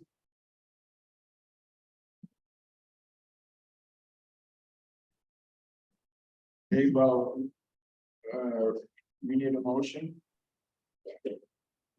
To accept the municipal office business hours of operation. So I will make that motion that the office is closed and that, you know, that time and we, you know, and cover the costs of the wages or whatever for that time. I'll have to get better wording for that somehow. Yeah, it just would be to accept the municipal office Christmas hours of operation as presented. So I would that, make that. that includes all staff. Okay, all in favor? Yes, I agree. Long ways from box of flowers and box of chocolate, so. I don't know, I got. I can stay with the children. You know, that's what I do. Exactly. Very good. Well, the next one is the, I heard fence discussion, but we did have a discussion back in the spring that said we bring it forward by December to discuss amongst council on year end. So is that something you guys, you know, the whole history on the old Hearn property? I do, yes. Okay. Yeah. So basically what she's asking for is to, now, do we want to do this one in camera or do we want to do this? No, we've dealt with this out of camera already multiple times, so there's probably nothing new. Unless you guys want to go in camera. Is this something that grant money could be used for or not? No. Unless, Then- unless we're building a new fence on the parking lot, or we can use the grant money to build a fence that divides the municipal property from another property. But whether or not you want to, that's, The existing fence that's put up is on their property. Yeah, so basically it's kind of a non-starter then, right? Like there's nothing we can do about it. Was it the height of the fence or something like that? well, this is Don's, or this is No, that's Hearn's? the acre. Well, Hearn's property was cost sharing of the fence that divides their property from our property, that's why it's come back. The other component of it is that council wanted to follow the bylaw and reduce the height of the fence to 6 feet. 6 feet.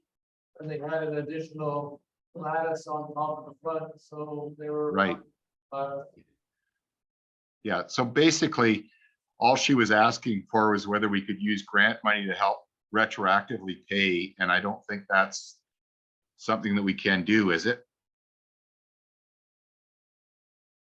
You do have unspent grant funds, but whether or not you want to call this fence that divides the two properties a municipal parking lot fence and use some of that grant money to write down your grant liabilities, that's up to council. I'm not gonna recommend you for it.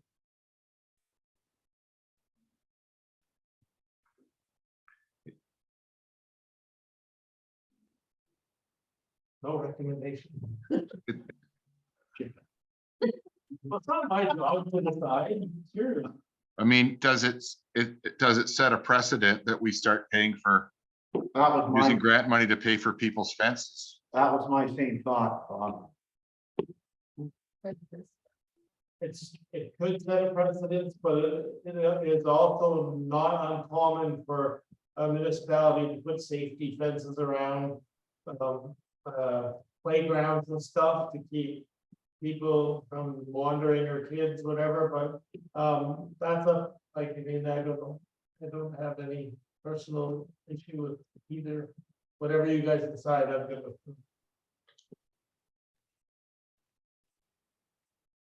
How much money are we talking about? Well, I have no the idea what the. original 10,000. It's a big fence. Yeah, so I mean, you can. I don't know.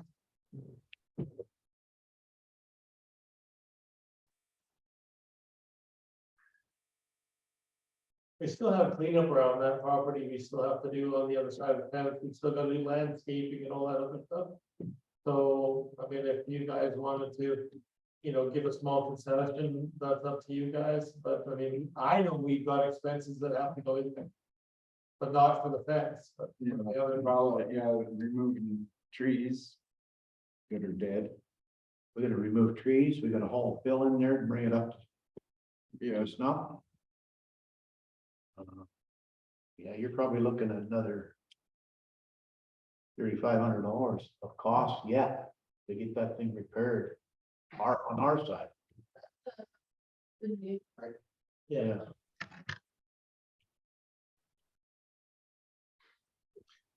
Well, I guess this has already been dealt with by council, right? Like basically they had said no originally, right? it's been going on for quite some time, yes. Well, Just, there was a motion to bring it something back in December, but I can't remember. What it was, I can go look back and look through it. so that's what you guys get paid to make bucks for. what do you wanna do, boss? Well, I don't know. Yeah, don't look, but. I don't want to sort of start overriding the decisions of previous councils, I guess is my issue. See if I can find it. I guess my issue is, did we make the right decision to begin with? Yeah, well, that's that. Yeah, I don't know. well, I'm kind of, I kind of, you know, I can see both sides of this one. I can see that, you know, that she put, you know, why they put the fence up, but then on the other hand, I mean, how many cars ever get parked there? It has been actively being used throughout the summer, for sure, and we do need the area, we do need the spot. basically, it wasn't our decision to build the fence. I think you guys said, no, you couldn't build a fence, especially above a certain height, and all, I'm not sure. It was all the bylaw. Well, we didn't say she couldn't build it, she had to stay within the bylaw. Okay, So I have a motion that. they built the fence higher than the bylaw. To. For administration to write a letter to residents. Can you speak up, Aaron, please? I'll come over. So back in the June 8th meeting said moved by Mayor Sandra to administration to write a letter to the resident of 24 Mackenzie Way with the following. Lowering the fence from the front yard from 6 feet to 4 feet as per land use bylaw. Remove the trees he planted on the MR land. Must be done by July 31st. Council rejects having a fence built on the north side of his property. If not done by July 31st, the municipality will be taking legal action and will bill the property owner for the work being done. For the contractor will be billed to the said property. And nothing in July, and it's just looking in August. And this is getting back to what I said, Bob, we make the right decision in the first place. Well, that's, I mean, I've heard a lot of public comeback on this, saying that we're being a bunch of assholes about this thing. yeah, well, that's, I mean, I was at that meeting where she came to the council or whatever, and there was a fair bit of support for her. But, you know, then again, you know, they built that front fence and it turned into a big fight to get her to take the lattice off that too, right? Yeah, and in my own mind, there, you know, there was no big harm of the way the front of her property looked at the end. I mean, it was lattice, you could see through it. I know it is a bylaw, but I think it was a setting precedence with what you got. Yeah, that's a problem, like someone could do the same thing on their front road with a straight fence without the ladder, still the same height, then they pointed that truck, like it. Yeah, I think the right decision got made on the front fence that you had to follow the bylaws. I guess the issue is whether or not we should have paid for half of the, other fence or whatever when we built the, of the parking lot fence you're talking. yeah, the parking lot fence is the issue. The front fence, they shouldn't, I mean, that was against the bylaw and they have taken down the lattice work. So that's kind of done. It's not the front fence, it's the side, the fence against the parking lot that is the issue. Well, I think this, I think this has actually come down to a courtesy thing and something that the village should take responsible for as being a village and being good to our residents. So would it be fair to use grant money for half of that fence? To pay for half of that part of that fence? Is that a fair? Put dirt on it. Yeah. So, I guess the thing is, a $10,000 fence. Most people know it's wrong. Lauren, could you speak up? But I mean, that is part of our fence too. I mean, we're going to be able to utilize that and benefit on our parking lot side. What I'm saying, we've got $3,500 worth of work to jam into that yet to get it complete. So I don't totally agree with $5,000 on our part, but maybe some. That's up to you guys. um, Well, whatever's decided to give, it would have to release our responsibility for maintenance too, in my opinion, because it'll just be continuing on down the road in the future. With painting, staining, and if it gets rotten posts down the road, we gotta, Well, it's essentially their fence, not our fence. So Yeah. you guys would be saying we are willing to give you a concession of, we already gave a concession to council to, because we bring dirt up to the level, keep it at 6'6" to the all of income spot.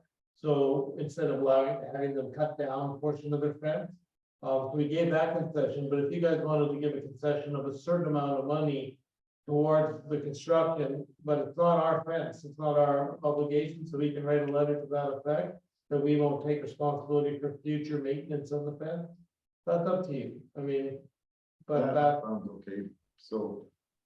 so if you want to pass the motion, Ed, that we give $2,000 towards the Or 2,500. fence, and the village will finish the north side of the fence, and we won't take any future responsibility for the fence. Is that what you want to do? Does that sound reasonable, Bob? I think so. Basically, if you think about it, if there's $3,000 more work or $4,000 more work, the whole job is going to be 14,000. So if we're covering the, I think giving her a couple of $1,000, and then us fixing up the to get the height to code, then I think that's fair. But the letter does need to go out saying that we're not going to pay for future maintenance on this. Okay. Is that what you guys want to do? Because you're dealing with it now. I mean, Yeah, let's get this done.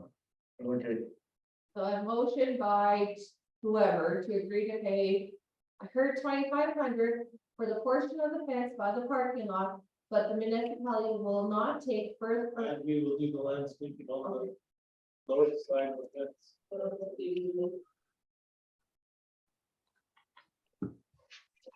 on the parking lot side.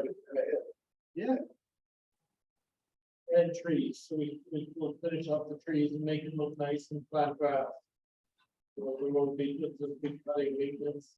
Okay, so to repay $2,500 for the portion of the fence by the parking lot, and will do landscaping on the north side of the fence. But the municipality will not take future responsibility of the fence at 24 Mackenzie Way. And it's be known this is used. MSI, Well, at this point, no grant money available. well, we have unspent grant money for community. Education we Okay. can spend, But but this it's will be, not coming out of MSI. okay, well, this will be provided through grant money. The money to be coming out of unspent grant funds,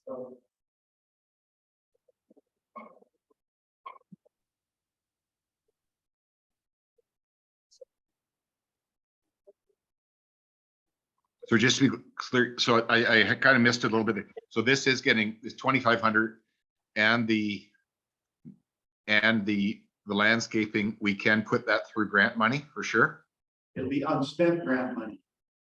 because we've got funds that are from previous grant programs that have to be declared and spent. But it won't come out of MSI capital because it's too small a project and it won't be classified as that. And we do have, well, we do have some projects that were down on the list, and few of them are probably not gonna get done. I can cover this. So all in favor? Who wants to make a motion first? Ed. Ed, Ed is? Okay. Somebody's gotta take, I know, All in favor? I'm in favor. Yes. I think that's a fair solution. okay. Okay, so, Donna Marquardt's fence, and the tax, we talked about the possibility of giving them a break on taxes for, the fact that they're not getting municipal services. So that's you guys. Yeah, so basically, because the subdivision hasn't been accepted, we can't go on the property and do any snow removal or doing the grass mowing and ditches and anything else. It's the responsibility of Maynard's, The developer. the developer, to do it. So one of the biggest problems we had with this phase of subdivision is that there was buildings being built on there without the subdivision being accepted, which is, in my opinion, will not happen again with phase 3.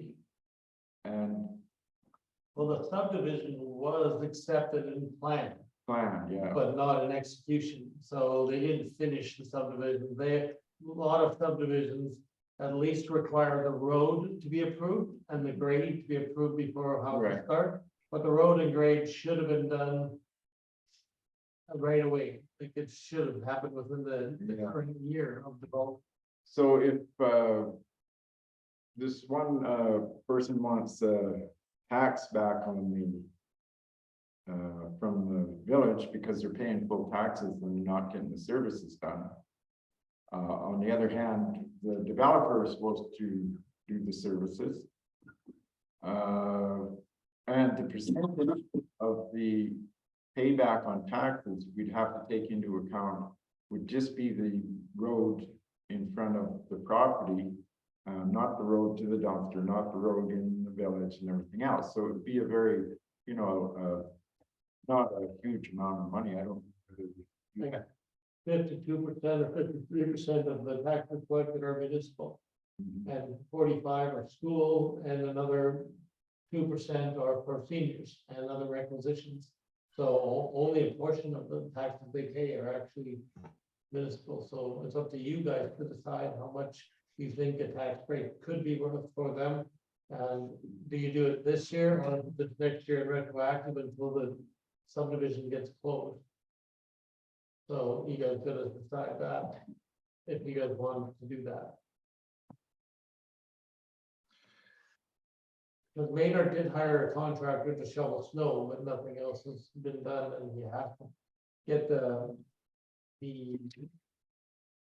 Are they getting their snow done? Yeah, They are getting the snow done. The JCM developer has hired a contractor to do the work. And he's paying them.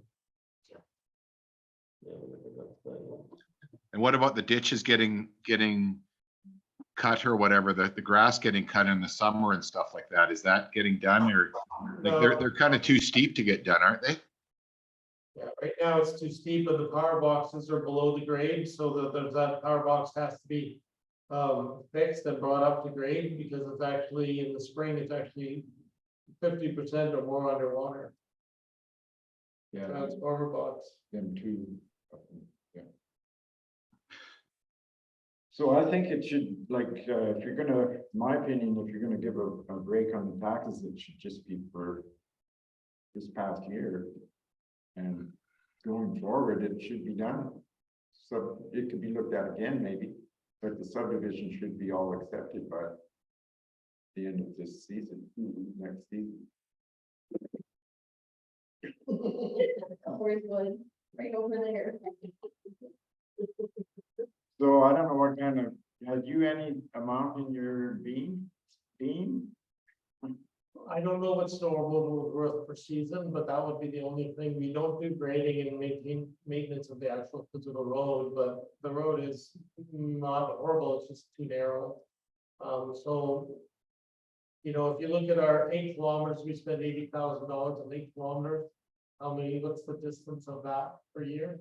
So what's the length of that subdivision piece? It's very short segment. You know the actual length of it? No, I don't. So, you know, so it's. And I guess the other thing is if you give a tax release, it should be assessed on value, right? It will be, Yeah, will be based on the assessed value, and will be a percentage of the tax per property. So if somebody has a big house, they get a little bit more. If someone has nothing on the property, they get little, because they're only paying, you know, minimum tax. So it would be based on that. so there should be a tax. Yeah, so if you say like, we'll give a 2% or 3% municipal tax to a maximum of, I don't know, $100, $200, whatever you guys said.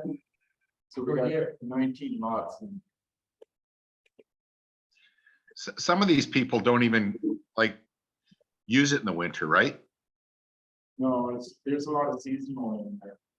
So really, there's only probably 1 or 2 people in there that really need the roads done in the winter, right? But there's Yeah. also, you gotta look at school bus Yeah. routes through there. Bob. Oh, yeah, okay, yeah, And also the EMS or fire department, they have. right, okay, fair enough. Yeah, and if you can't just apply it to 1 or 2 people, you have to apply it like this subdivision. It has to be applied across the board. It can't be applied Individuals, ad hoc. It has to be applied holistically. percentage on the assessed value. Up to, let's say, a couple $100. That's how you do it. Maximum on the most valuable property there, assessed value would be the $200. Then it would go percentage wise down. So I can do a spreadsheet up and do all the calculations and send you guys the spreadsheet. And you can approve it based on what comes out of the spreadsheet. Before any checks get cut, and then you decide on the checks, or whether it's just a credit against this future year's tax. So you can do it that way, So so we could it table, won't cost you any cash. We'll table this. do it. Well, pass the motion and now I'll do the calculation. So the other thing to do it, rather than getting too complicated, is you could make an amount for a place that has a house on it and an amount for a place that doesn't, I guess, right? Not necessarily, I don't think, Bob, because if you look at the properties over there, the assessed value on properties may be somewhat similar, but also certainly not on the improvements. Okay, Like you're probably looking at, if you look at Holiday's Place, for example, that's probably, they probably got 600 in there. They would be the most expensive.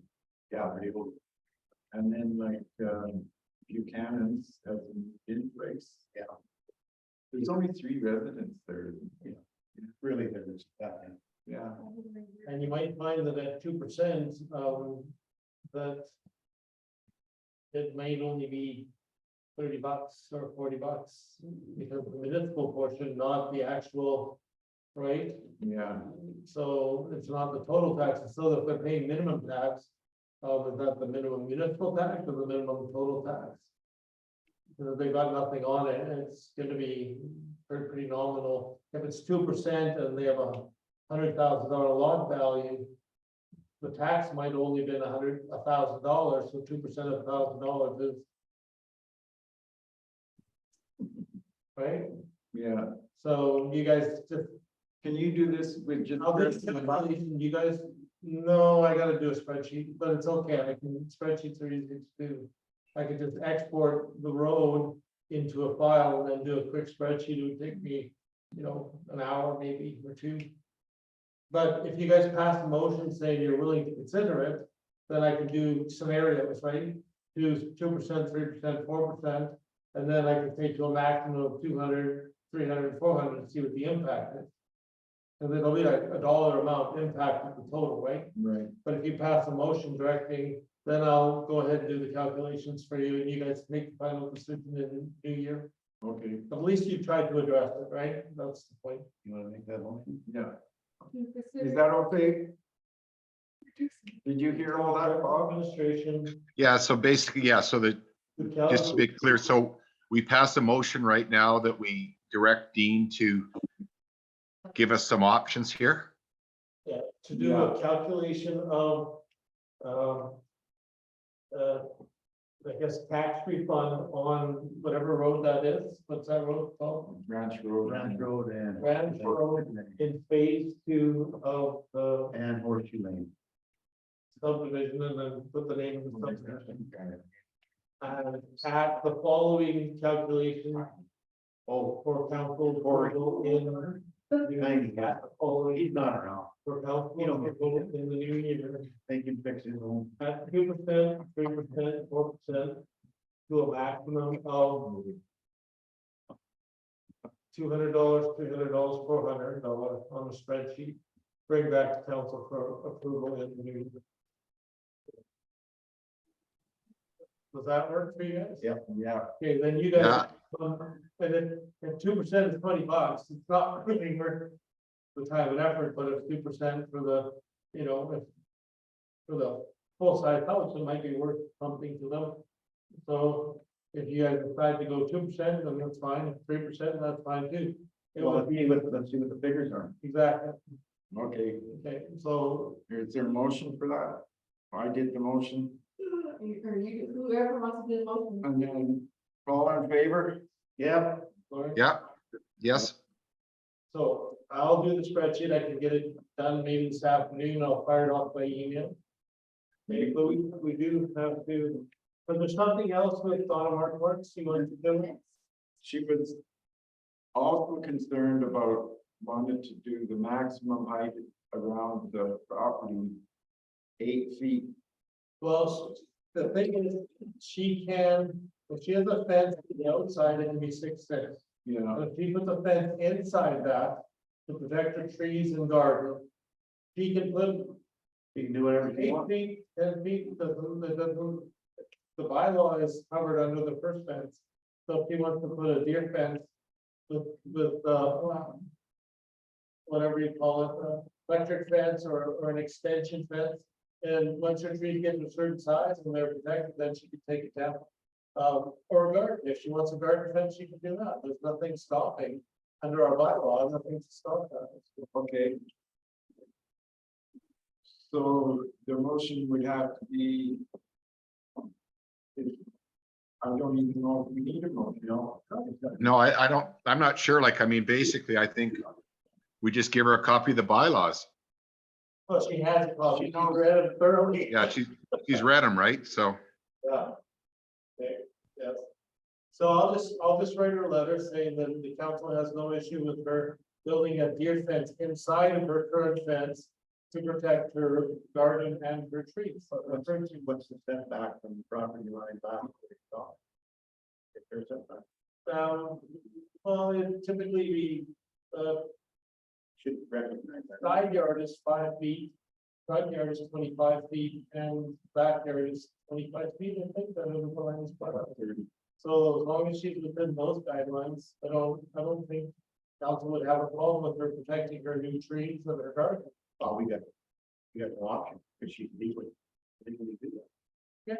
Well, As long as she's. within the setbacks. Setback. yeah, Right. I mean, she could technically build a greenhouse Put it at 25 feet or 30 feet high.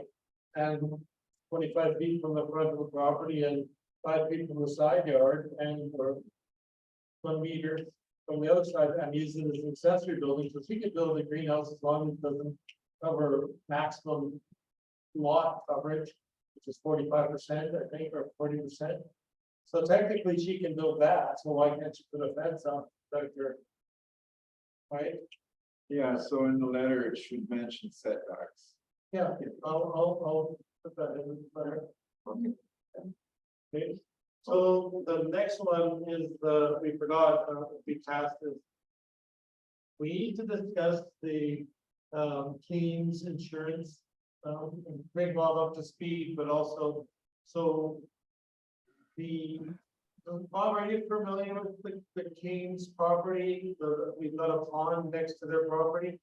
And the property was purchased and the retaining wall that was on the property has collapsed. And so there was a fairly big investigation by the insurance company claim on the claim, and the insurance company denied the claim, and the municipality made a decision to deny the claim. So that's part one. Part two is we have a second claim where our staff was pumping out because the water level started to get high when it started to rain. We set up the pump and the water line in, and then it was left to pump. And however, the girls the summer students went back to pour gas in and check it. And sometime between the gas fill up and later that day or whatever, the hose popped out of the line that was leading into our draining hose that went out into the MR. And it caused overland flooding. And so that's the second claim that we've sent in. And Ms. Kane's insurance company denied her claim because it wasn't a municipal and it wasn't a storage tank flooding, it was an overland flooding claim, and so they denied her. However, we as a municipality have had a long history of maintaining that pond.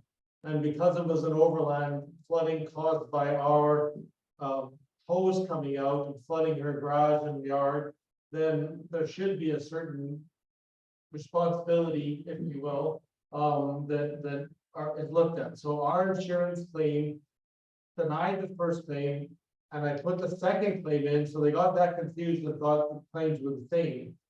But now they're investigating the second claim to handle.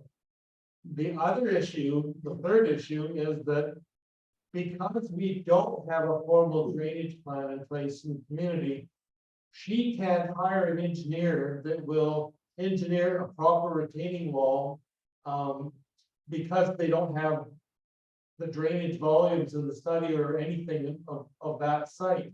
So they can't, and our requirement is that she have an engineered retaining wall put in place.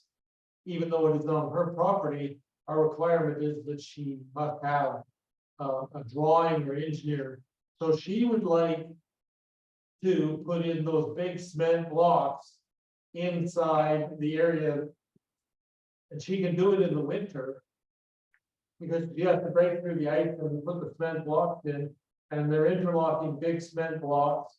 that she can put into the pond area. Once it's frozen, they can dig out that with a hole, and then she can put a retaining wall in and replace her wooden collapsed retaining wall. Then in the spring, she can backfill it all before everything melts.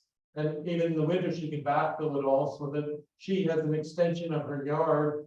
So that it's far enough away from the house that she can utilize it and make sure, and then she can compact it and whatever, like you would in a normal construction project. As everything melts, she can compact it all so it doesn't ever collapse again And this is all happening on her own property. on her property. However, our issue is we do need a drainage plan for the community. We're slowing her project down.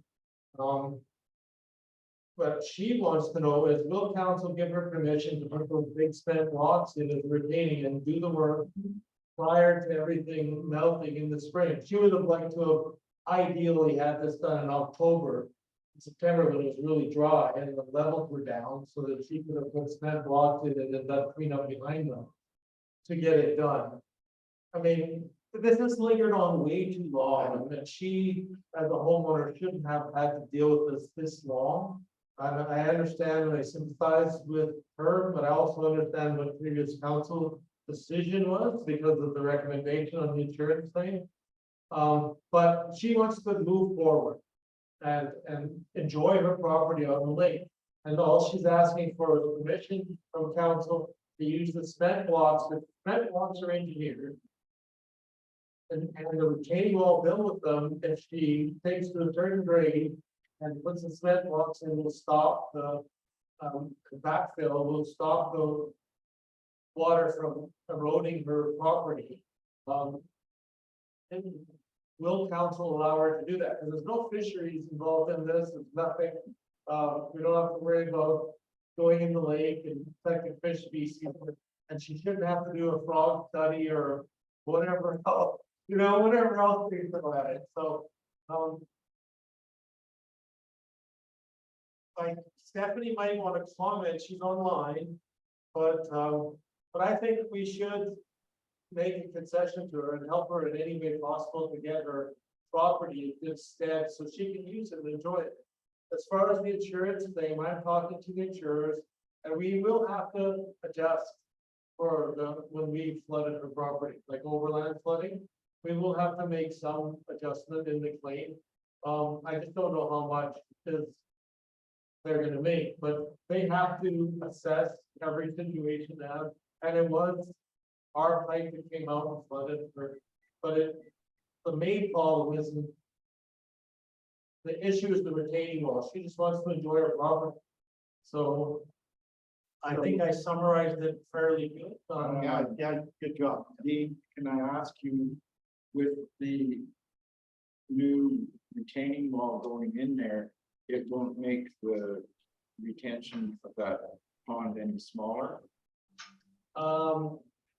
Well, it doesn't matter in some ways, because we still have to drain it. We still maintain it anyway. We have to, We because do. we've had a history of maintaining it. And we've got permission to maintain it. We've been pumping out of it. What we need to do with our drainage plan is to make a permanent thing. So we have a wet well beside her or something where we have a pump that pumps whenever Tim turns it on. And it stays a permanent pump structure that will drain that Yeah, without that- going through her property. I understand all that. It's just that, if there isn't a plan in place, if we see the plan and, it takes a third of the pond out of there, that's not. Well, I don't see why I wouldn't, because like he says, we maintain it anyway. Any water that goes in there gets pumped back out, even if there is a retaining wall in, and she fills up her property to that retaining. Anything else that goes in there is displaced by taking it out. And we, I mean, right now is the perfect time for her to be doing this, because there's no water in there now. Oh, I agree with that 100%. All I'm saying is, I would hate like hell for us to lose any more volume. but it's her volume. Well, it's the neighbors too. But if we maintain that volume to where it doesn't affect any neighbors, which we are going to do in the future anyway. Until you guys have a plan in place, we have to maintain. Exactly. Yeah. Well, we've always been, Maintaining it. we've always been, Right, so I think. Council can step up and decide what they want, but I mean, I think we have a duty to this homeowner who paid significant sums for her taxes and has had nothing but problems since she moved in. Yeah, everybody says buyer beware, but the reality is, as a community, as a municipality, we have to work with the homeowners to make sure things are done properly. And Well, it's gotta be fixed. exactly. and I totally agree with your statement, Dean, and I always have.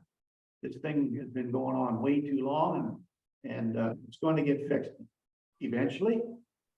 So there was kind of an issue here in some of the reading I did as to whether it was a storm pond or a wetland.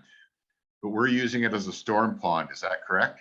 It's a wetland, okay, under the definition of the act and under the definition of the legal requirement. However, I did not know, and neither did Melissa, that it was being actively managed by a pumping program for the last 10 years. So there's a pumping schedule and there's a pumping list of how many hours. And we had permissions from Alberta Environment to pump out of it in case of water issues. So we have permissions already. So we were actively using it as a wetland that can be drained. But it's formally, usually storm ponds are dry, or they're designed as storm ponds to be storm ponds. And this wasn't, it's just a natural pond. But we've never claimed as a storm pond or listed as a storm pond, but we still have an obligation to the homeowner to work with them to help rectify the problem. And we're not the cost per se, we're helping them find a solution by approving things like the big cement blocks or whatever you guys think is suitable. So is our pump strong enough, if, to Lauren's point, that if this pond gets made a little bit smaller, do we have a strong enough pump to We've got, deal with a big rain or whatever? We've got lots of mechanical support in that aspect. yeah, we've got lots of pumps. And it usually doesn't require, what we need is a drainage plan. So we have an actual plan, when elevations start to get high, the system just kicks in and does its job. Yeah. So it's not a manual system. And part of my plan initially, Bob, just to let you know, was to replace that water, not only just through a wet well, but by pulling it out of there with a tank truck and then using that resource on our roads, on our MRs for fire suppression, for dust control, which all makes sense to me, even over and above a wet well. Yeah. I mean, if she doesn't get it fixed, I mean, it could really erode her property quite badly, right? Well, it already has. It's undermined her whole foundation and they just drilled a brand new water well in there. And it's only going to be so much time before that thing is completely contaminated with whatever, and I'm not going to say it, but whatever's coming into that slough from the adjoining neighbors, who knows what's going to go down that well, and we could be in more trouble. So I don't, you guys decide, but I think. I mean, it's an easy fix. In the past, I think we've let too much government red tape take over our minds to stop what we wanted. One simple thing that we want to help Ms. Keynes do with fixing up her own property. And I think, like Dean says, we have a responsibility as a village to help her out with this. And I think his comments are totally leading in the right direction. Yeah, no, I agree. I think we have to help out the Miss Keynes. Yes. So what she's looking for, but I had many conversations with her, but what she's looking for is council approval to use the cement blocks instead of forcing her to get it engineered. And the engineers won't work with her until, it's gonna cost more to do the engineering than we'll get to dig and do the cement blocks. So if you guys allow to use the big cement blocks that are interlocking, then she can get her retaining wall built in the winter. Exactly, and I totally agree with that, but I would like to throw a recommendation in there that she provides council with a detailed drawing on exactly what, where, and when she's gonna do this. Yeah, I agree with that. Because, you know. Yeah, I my- agree that if we do the draw, as long as we see the drawings and it's not making the pond I'm- significantly smaller, right? I'm assuming that her drawings and her ideas are gonna be exactly what an engineer that's gonna come up with. Well, Yeah. She gets to use the landscaper instead of an engineer. Because the blocks are engineered. As long as they're interlocked, the blocks are engineered. Red tape has caused a lot of interruption and cost into this very, very small. Well, in the beginning, it was just gonna get done, to hold on. Then the shit hit the fan. Sorry, Lauren, could you speak up? In the very beginning, it was just gonna get done. But then there was some. I don't know where it comes from, friction or not friction, but, well, no, we gotta get it. Engineers and all that's done, but We've spent, but the village itself has spent $7,000 on engineering. And, And insurance investigation. it's just a mess, and it's. But throughout this whole process, Bob, I think, you know, between you and I and Lauren and Dean and Tim, and we can see her progress, and we should be able to, this will help in our decision making on maybe some projects down the road. So do we make a motion that we approve this project pending us liking the drawings? I think so, Bob, that sounds good, it's acceptable. Pardon me? I think that's a good idea, if it's acceptable to all council. I'll make that motion, Bob. She's just gonna read it out. So what she has. Can you come over here? then? Yeah, I will. Aaron's just gonna jot this all down, Bob, and come over and read it to you. Yeah, perfect. Thank you. Give me a second. So what if you get, if the work's being done and then you get some person driving by and walking by and they phone environment? Well, it's on her property and then she's replacing her current retaining wall. I can jump in there. I already have the information from Alberta Environment with the approval to do it. It's mitigating flood risk, and I would fill out the paperwork with Alberta Environment, and you can have the approval on it. Okay, sounds good. Okay, so I have motion, Because you know, Stephanie, sometimes it happens that people complain about something that is already legal, you know what I mean? Yeah, we can post the sign right there. Sure. We can Yeah, see the that approval. would be great. okay, so I have a motion by whatever councillor or mayor to allow the Keyes family to use the engineered The case family, or you can, yeah, whatever, we'll call it residence and just say, Change that. yeah. No, Keyes residence, and then we'll put the actual property. Yeah, well, I'm gonna need to know a little bit more when you send that letter also, like in regards to lot line, where that retaining wall can start and stop on like lot lines going to the village. Because when you come around the side, on the driveway side, there's the ditch, the retaining wall's there. The mega blocks are gonna be wider than what the wood retaining wall is, and now we're on village property. Yeah. So we do not want to take down any of those amazing trees. That's not a great scenario for anybody. So we're gonna need to work together on the plans of where that's actually gonna lie and where, I mean, are you gonna continue the retaining wall where the road allowance is? We need to work through all that stuff. So the retaining wall will have to be a setback from the front property line of a certain amount, and you, in your drawing, you can decide. But the retaining wall will have to stay on your property completely.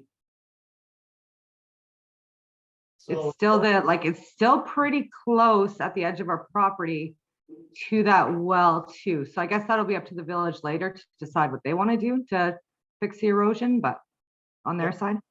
So you can present drawings and we'll approve the drawings when they come in or make recommendations for minor changes. But the initial motion is to allow you to use cement blocks, large cement blocks to create a buffer and then backfill behind the cement blocks with soil, and then you'll have to compact it later on. Yeah. As it thaws out, but that'll allow you to build a retaining wall. And as far as the property lines, they're pretty clear, and we can work on, I can submit to you the plans I have on the property dimensions, and you can submit back to me, and you can use your landscaper or construction contractor or whatever to do the work, to submit the things. Yeah, that everything's still marked out, like, all the lot lines and the road allowance are still marked out in that pond. There's metal stakes in there. Yeah, Stephanie, where's your property again? Well, what's the address? 12 3rd Street. Thank you. All right, so. All right, to allow the property owners of 12 3rd Street to use the engineered cement interlocking blocks to build their retaining wall, pending that the property owners submit detailed drawings and dates when the project will be done. How does that work for you? Yeah, I just may not be able to submit dates. It'll depend on Bashaw Concrete, how many blocks they have stocked. Just just give us potential dates.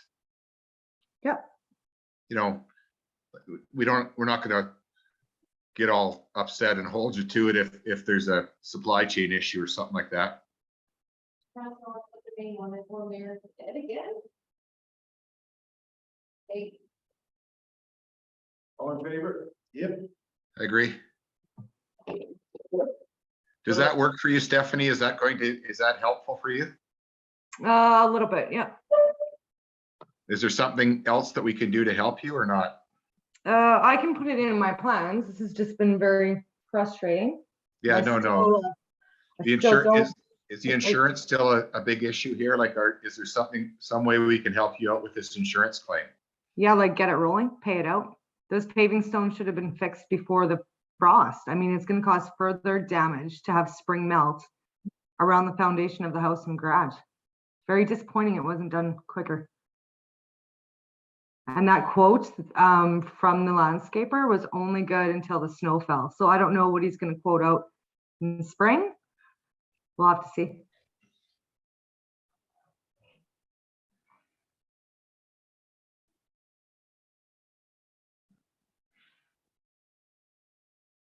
Has the insurance, are they still like, so I'm, as you know, Stephanie, probably know, I'm new to council, so I'm new on this file here. So what insurance company are you dealing with right now? It's not her insurance company, it's ours now. It's ours now, okay. Her insurance company denied the claim because of overland flooding. And so it's in the hands of our insurance company, and I've given a statement to the insurance company. I've sent them all the information that Stephanie sent me. So they will be investigating more and coming out to do an actual assessment.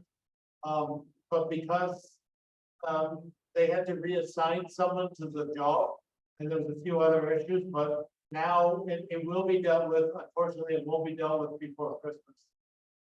Okay. Well, hopefully we can help you out here and this can get done. It's always, when you get two insurance companies involved, it's always My insurance was quick. It was very quick. They denied it right away. Yeah, absolutely.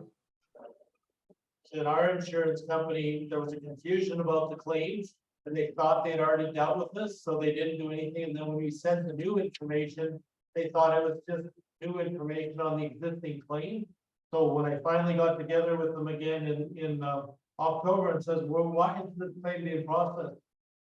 They said, well, it's the same claim. And I said, no, it's not. It's a second claim. So then I had through the insurance company and the investigator, and we went through and had a big discussion about it. I sent them more information and now they've set up a formal claim back in November. So now we'll know, once they investigate, what the cost value is. And they will. Yeah, we'll have to, I mean, we may have to go back and get it requoted in spring. I don't see it changing that much. The contractor was out of Stettler and he was the original one who laid all that landscaping on that lot. So I don't think it's gonna change much. I don't think his labor costs are gonna change. So we should have a go forward here on both situations now. Okay, good. So we're good. Okay, good. Thank you. Thank you, Stephanie. Thank you. I don't know if maybe I'm- Can we take a bathroom break for 2 seconds here? Maybe. I'll be right back.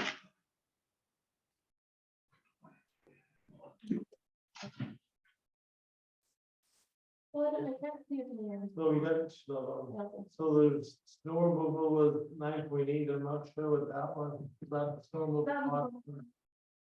No. Got the enumeration. Oh, well, yes, okay. Yeah. Um. Okay, and then we have the compensation comparisons of other communities, which I don't have. Sorry. Okay. I just have to look stuff up. Yeah, we'll just table that again or whatever. Yeah, I'll try to get done sometime for the next council meeting. Okay. But yeah, Well, Dean, just prioritize stuff, and that is low on the poll, so don't worry about it. Just prioritize stuff, and that's low on the poll. yes.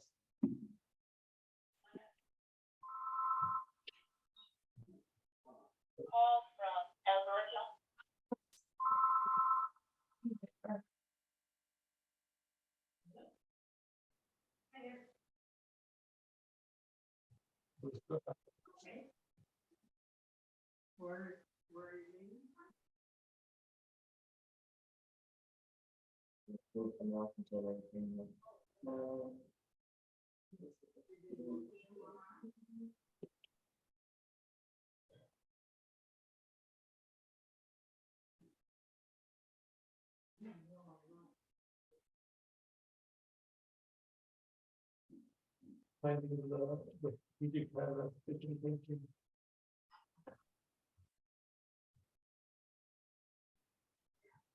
I would next time you can apply, invite me. Yeah. Okay, I'm back. Yeah, okay. So, Well, I just checked my on, but I haven't heard. so do we need a motion to go to camera? Well, we said it, do I just want to do it? What did you want from the end? Oh, I have it. I have it. I'm text, my texters. So, just to update you on 9.9, the council compensation, I sent a request out, but I didn't follow up on it, so I don't have any new information, so I won't be able to bring that information to the next meeting at least. Because I don't know what other communities, I only know what the local villages are charging, I didn't get responses back from other summer villages. So they just want to table it. Yeah, so this one, Yeah, that's fine. okay.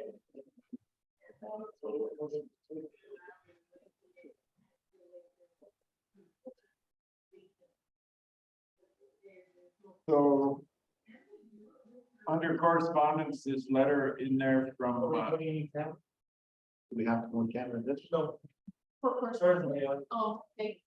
oh, yeah, we gotta go in camera.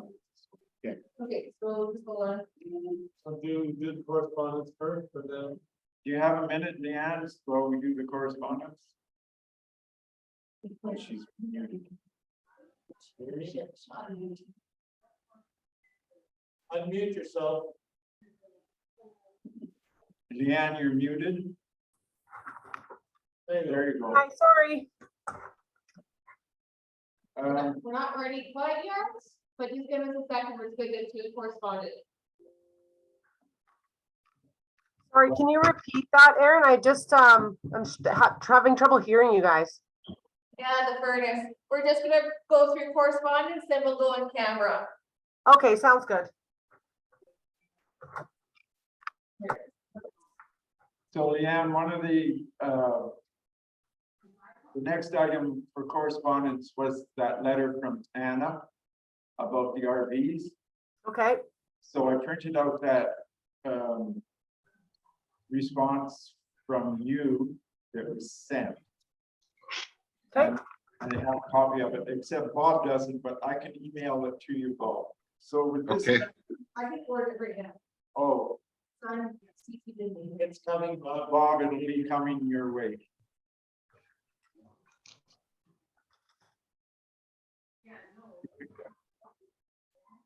I have my email with it, and I got the CC in the. Oh, Okay, it's coming.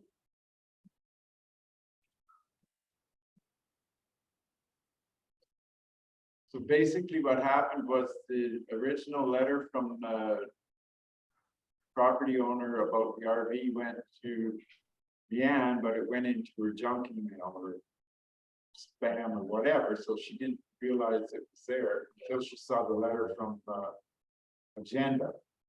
So she made a letter to go out back to Anna about it and explain why it happened. And also has the rules in there, the land use bylaw, and why it was changed. So basically what they're looking for is some concession on timeline. Basically, get it off the property. Because the deadline on the village's letter to them was the end of the year. So they're gonna need some time Yeah, that's up to council. to put it, Right, holiday. holidays is fixed now. Yeah. It's not Yeah, here, it's over at Brian's storage. but yeah, you guys have made that decision before that, you give them extra time to get it out, so. That would be something for Anna too. So I don't know, given the circumstances, however council feels, it doesn't really matter to me as long as it gets done. What's your recommendation, Leanne? well, their request is one, the extension, so not basically fining them for the 2022 year. And then the second part of that for council's consideration is that they want it to be added to the list of owners within the land use bylaw that are permitted to have 2 permanent RVs. So I think that, you know, the concession on the $1,000 with the change and all of that, I think is something that certainly could be supported. However, my recommendation to adding them into the land use bylaw would be, I would caution you to do that. Because we set a specific parameter around if you had 2 permits paid for in the 2020 year, 1 year, which allowed for those 17 properties. And that is how we built the regulation. I think if you open it up to allow 1 additional property beyond that parameter, you'll be having this conversation with multiple. And a big consideration of that is no different than through the IDP or the land use bylaw process is those densities within the IDP. So I would say that there's an ability for you to waive, you know, the $1,000 fine for this current year. But I would not support adding them to the land use bylaw list of allowable properties. You don't have any people on doubles. Unless they're ready to let them fire. Can I say something? As far as the land use bylaw goes, or I do know, Leanne, that's gonna change in the very near future. There's gonna be some changes in the density with us, change of ownership on the 2 store lots. So there was 2 allowed on the 1 store lot. That's gonna change to where it's gonna get turned back so that there's only 1 allowed on that 1 lot. So I don't see why we can't just transfer that point over to her and allow her to have 2 on her property, because I do know that in the near future, they plan on building a home on that property. So it's not going to be long term where she's going to have 2 2 RVs on that property. Can she apply for a separate license and not have to change land use bylaw? Because that's a major undertaking. Well, So I think if you're gonna do a temporary thing, just you actually add what she wants to do with the licensing of it, and then offer temporary licensing every year, and they have to pay, but if it goes longer than 1 year, then it basically, if they wait like 4 years or 5 years, Yeah. to bill, then. all I'm just saying is give her the permission to allow. Okay, so I just want to back up a second here. Ed, you're talking about the 2 properties that are the direct control properties. That's correct. And what are the addresses of those? I just don't have that map in front of me. 23 and 25. So neither one of those are listed on the exemptions of having 2 RV permits in 2021. So it's not like I can take that density and reapply it. I appreciate where you're saying, but they're not even those properties weren't listed in the exemption list. Remember we had that one piece of property? The 21. 21 and 23. I don't, 21 and 23, Leon? I don't know. I think one is. It's the two commercial property or the direct control properties. So they would have been put in the land use bylaw. Well, no, remember when we were discussing on how many properties that we wanted to have 2 permits? And one of the store lots was one of them. And that would change after it should be in here then. So I don't know. Okay, so then I'll just back that up again. Did those properties have 2 RV permits in the 2021 year? Because that's what the regulation in the land use bylaw was set at. So if we want to vary the regulation in the bylaw, you have that ability.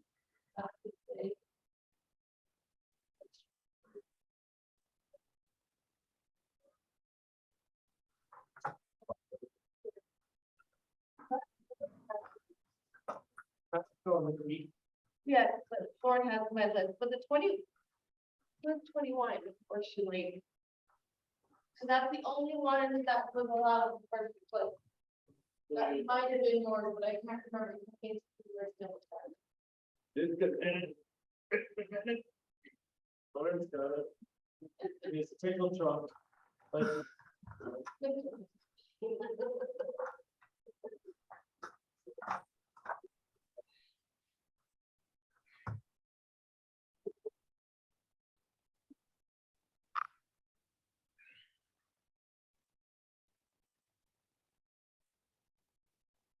So 21 and 23. Okay, so 21 is in there. Okay. So if 21, but the title is going to change hands, correct? Yes, but they don't get to. so they don't get 2 anymore. So they'll come off, that one will come off the list as a title change or development change. That's correct. So then the question for council is, because it's coming off the list, do you want to add another one on in its place? Is that what you're asking, Ed?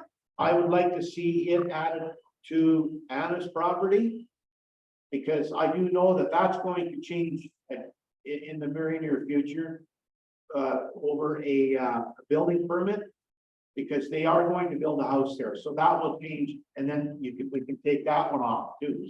And so that we can control our density. The issue with our density. I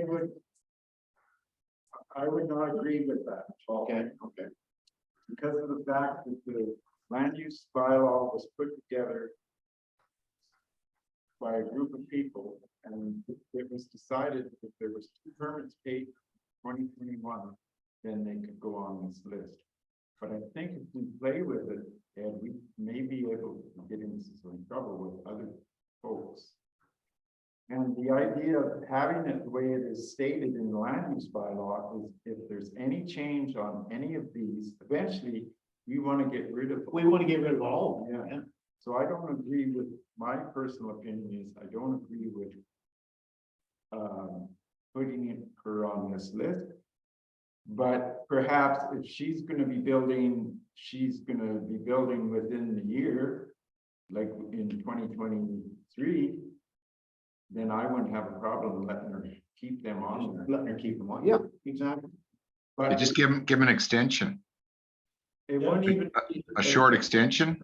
It doesn't have to be an extension as much as, Do you want in writing? How would you word it? I don't know, Leanne, what do you think? We need to get it in that they're building in 2023 to make a. Yeah, maybe we need in writing that they are gonna build in 2023. Yeah, I mean, and the correspondence that I have received by email doesn't touch on a building. They have asked if there is going to be a building commitment, which we don't have in place, nor did the original developer. But there's not an indication here. They said that they purchased it based on the ability to have 2 RVs on it. And I'm only going with the information that I have. Oh, 16 right. When did they purchase this property, Leanne? You know, I don't know that. Aaron, would you have that when the title would have transferred? No, I don't know at the time. It was done, I think, before meeting work.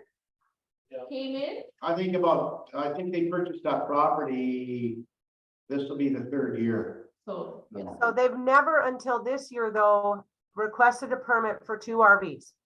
So they had one RV and then they all of a sudden decided to put a second RV on. No, they've always had 2 RVs on that place. They're not on our inspection list. No, on the inspection list last year, the 2021 year, which is what we based the land use bylaw on, there was not 2 RVs on that property.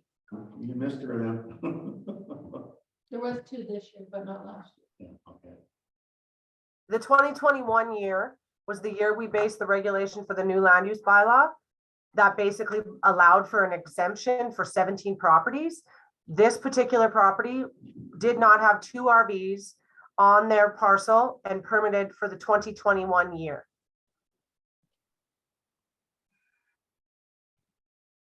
So that's why they're not on the list, or they would have been included, and that number would have been 18 properties instead of 17. So there's no way we can change that, put them on the list? But it's so sticky, Ed. Oh, It really is, because it's such a contentious issue anyway, you know. So you can do that, but by doing that, you would be changing the intent of that section of the bylaw. So a land use bylaw amendment that has a change in intention, which you would be increasing that, requires a full 3 readings and a public hearing. And I would caution you in that because I think you're going to have more properties that also want the same exemption that were not part of that 2020 year, that were also been told no, that are going to want to be added to this list. And so at some point, that's why we decided to set the regulation on the 2021 permits so that we had a line in the sand to say, okay, this is where we're stopping it. Now we're moving forward with single densities, single development units. so what options do we have to help her out here? Forgive the $1,000 Fine. and give her An extension? an extension To to get get it it traded off. off of there as soon as she can do it, Okay, within reason. and I think she would be happy with this, you think? I believe so. I can follow up with her. I mean, the letter that Deanne sent you was explains the whole thing. The only one thing you missed on the letter, Deanne, which is neither here nor there, but there has never in the history of our land use bylaw been permanently allowed 2 units on one lot. Never, never. It was, you could have 2, but then you had to take them off. Yeah. Or if you have a permanent structure, then you can have one. So So what did you want the trailer off by, like, latest? I think, I don't know. March 31st. If the snow's gone, But the snow could be gone in February, so. no, no. Well, I we don't want it gone for January, but. I'd give it. Well, the property, the roads dry out. properties. it could be good. I mean, they're not using it till May long week. I mean, it's not gonna be occupied at all until But your main house is new there. So too, yeah. I think that there's an option for it to be reasonable to say that you would extend it until the first occupying period, and then that triggers your 30 days on. So if they show up on the May long weekend, that triggers their 30 days. They got 30 days that they can occupy it, and then it's got to come off for 10. I think that would be more than reasonable. And just allow it to remain there for the winter months based on, the change and the misunderstanding with the land use bylaw. And remove the $1,000 penalty. Right. I think that's fair. What do you think, Bob? Yeah. I think that's fair. Yeah,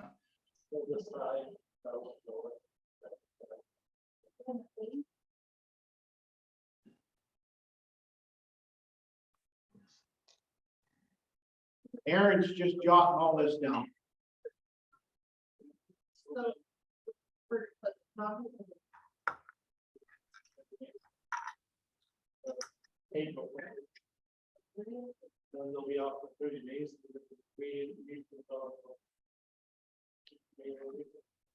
Okay. So. You're gonna have to read off the. Done.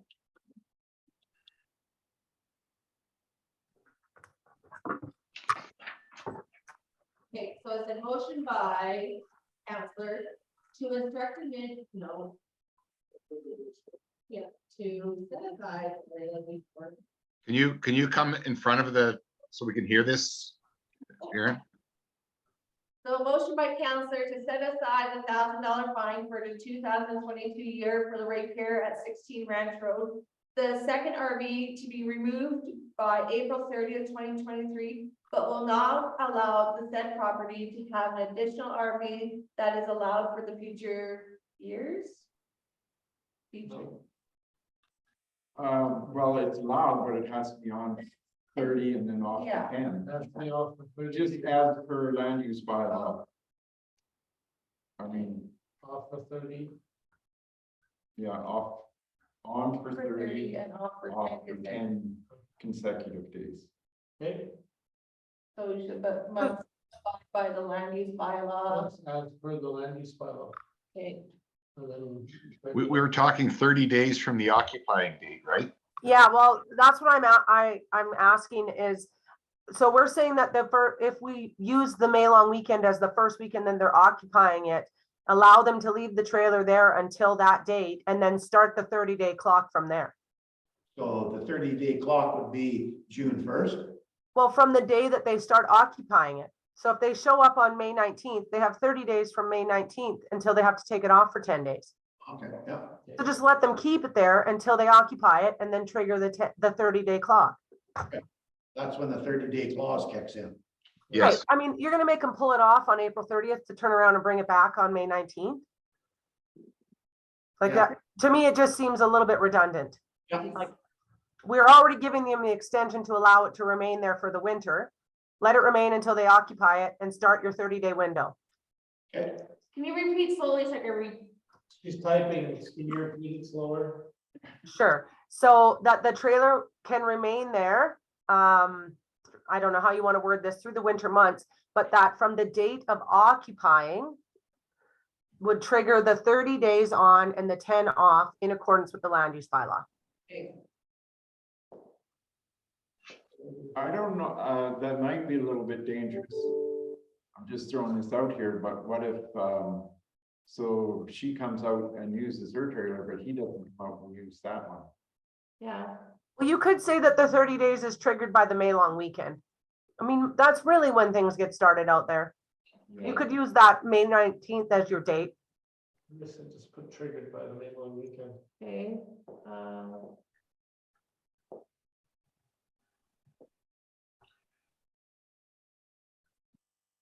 And then the second part was that they cannot have a permanent second RV on the site. Right. 30 on, 10 off in accordance with the bylaw. Yeah. 30 on, 10 off according to. here, we got it. Okay. So who's giving that? Oh, I will, Okay. you know, I'm pretty adamant about that. We need You know, from this response, probably not, because it's the county, it's public document. The county road ban removal discussion. Well, that should be public anyway. shouldn't Yeah. it? Yeah, it's So we it's going camera, but, it's negotiation on that letter that they sent. well, we're not gonna enter negotiation until next year. We just paid to get the amount of their response, we have to formulate a response to their response, Yeah, that's what I'm, but we might as well discuss it in public, because they did. well, that's And fine. they have got great points, like, I mean, Okay, well then, let's just leave it. And Leanne, does everybody have that page? Where the letter is? Yes. Yes. of the,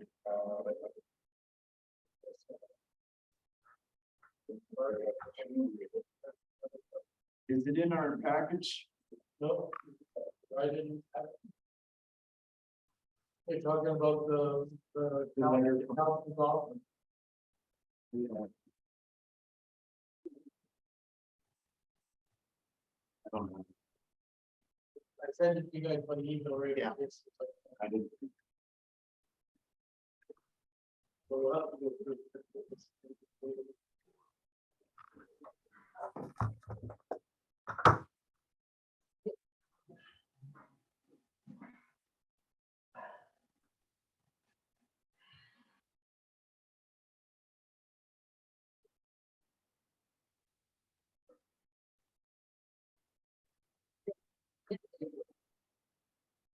Can I put it on this?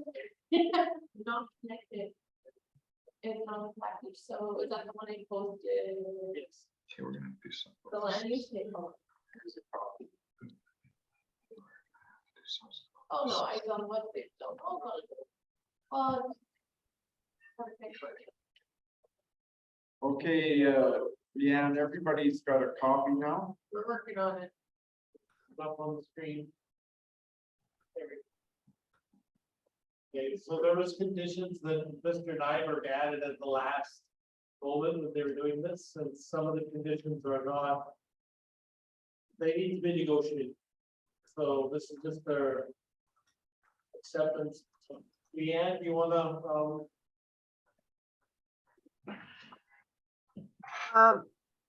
Sure, yeah, I can certainly start.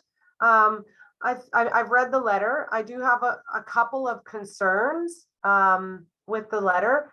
And I guess in order for me to kind of start this, my question is, have the road bans been lifted?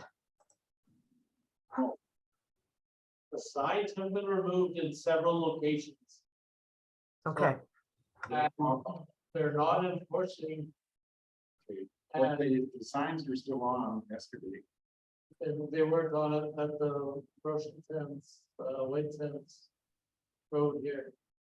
so the bans are still currently listed on the County of Stettler website still today. So Okay. and they're still listed as a permanent ban.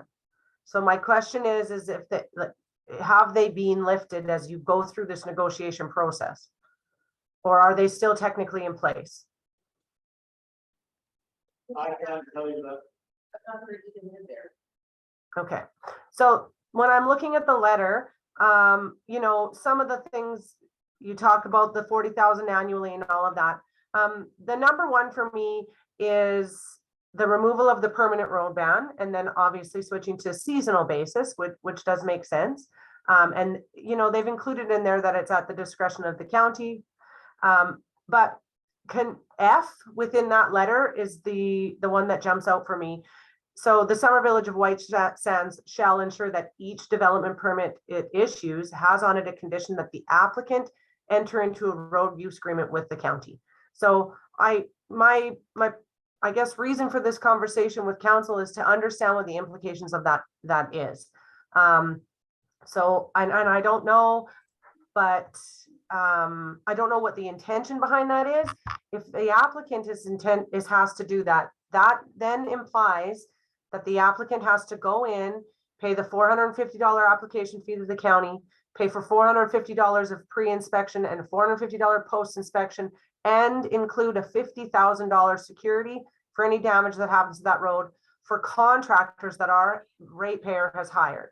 So typically speaking, the road use policy would indicate that those contractors, if they are doing more than 5 loads loaded and 5 loads unloaded in a 24-hour period, they are the ones responsible to go and pull that road use agreement. And this implies that it's put back onto the ratepayers of White Sands. And so, one, I don't know if it is an enforceable condition that we can even put into our development agreement, and I would think that it isn't. So that, I guess that's the one concern. The second concern is, like I say, the implications against your ratepayers. It doesn't define the level of development permit. So if they come in and they want to pull a shed for a 20 by 10 shed, they're going to have to go and enter into a road use agreement with the County of Stettler, even though the installation of that shed would not actually trigger it under the county's policy. But they're asking for us to include that as a condition. So I think if there is if they want us to put an awareness into our development permits of their road use agreement program, I think that is completely acceptable. But agreeing to F within this motion from them, I would caution you to do that, because I don't think you can enforce it, and I don't think it's accurate to put that onto your ratepayers.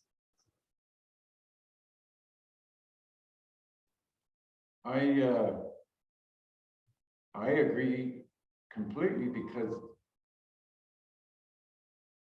we're then,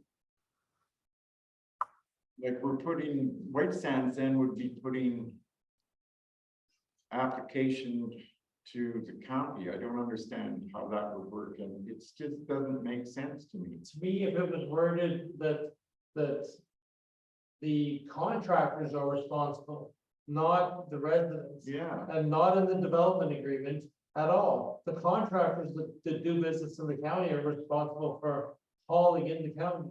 They're responsible to check local standards, and they're responsible to register with road data. Because anytime they drive in the county, they have to register with road data, get their insurance, everything in road data, but they don't have to pay a fee. The structure they have is that they would have to pay a fee if it's so much within a certain time period.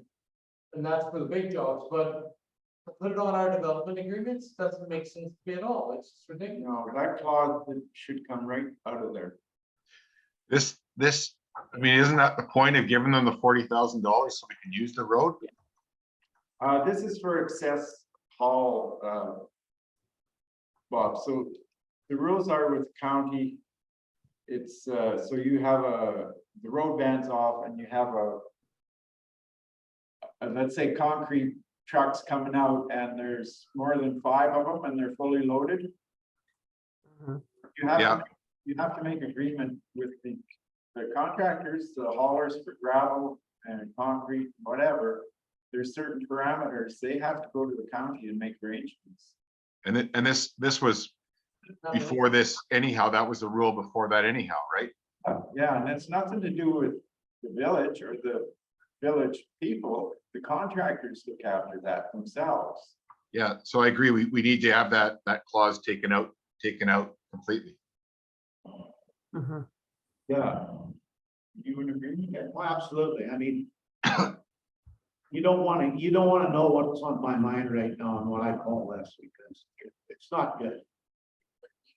And I know exactly where this is coming from.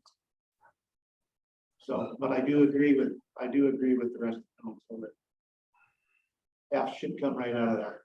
And I guess the other thing, any complaint on J, we can't stop that. I mean, you can read it there. It says, We get complaints on snow removal from county residents because they're snow blocking their driveway. So because on that main road, we plow our road. But when we get complaints, we respond to it and deal with it. So how can we stop our residents from complaining to the county? can't. No.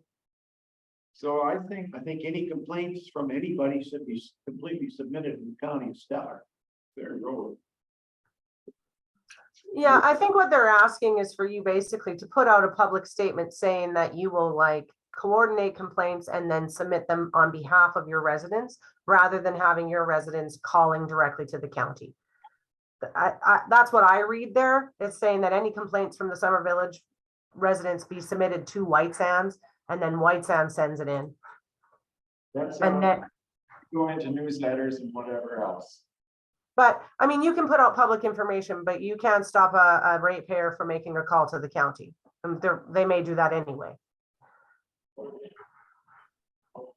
Yeah, I agree. It's difficult. Well, it's unenforceable. And so that you have to look at it and think, yeah, okay, you're making this agreement. Can you enforce on the agreement? Well, you can't enforce on your residents to not pick up and call another public body. It's not an enforceable action. So I would say that, yes, you will endeavor to educate your residents, might be better wording for that.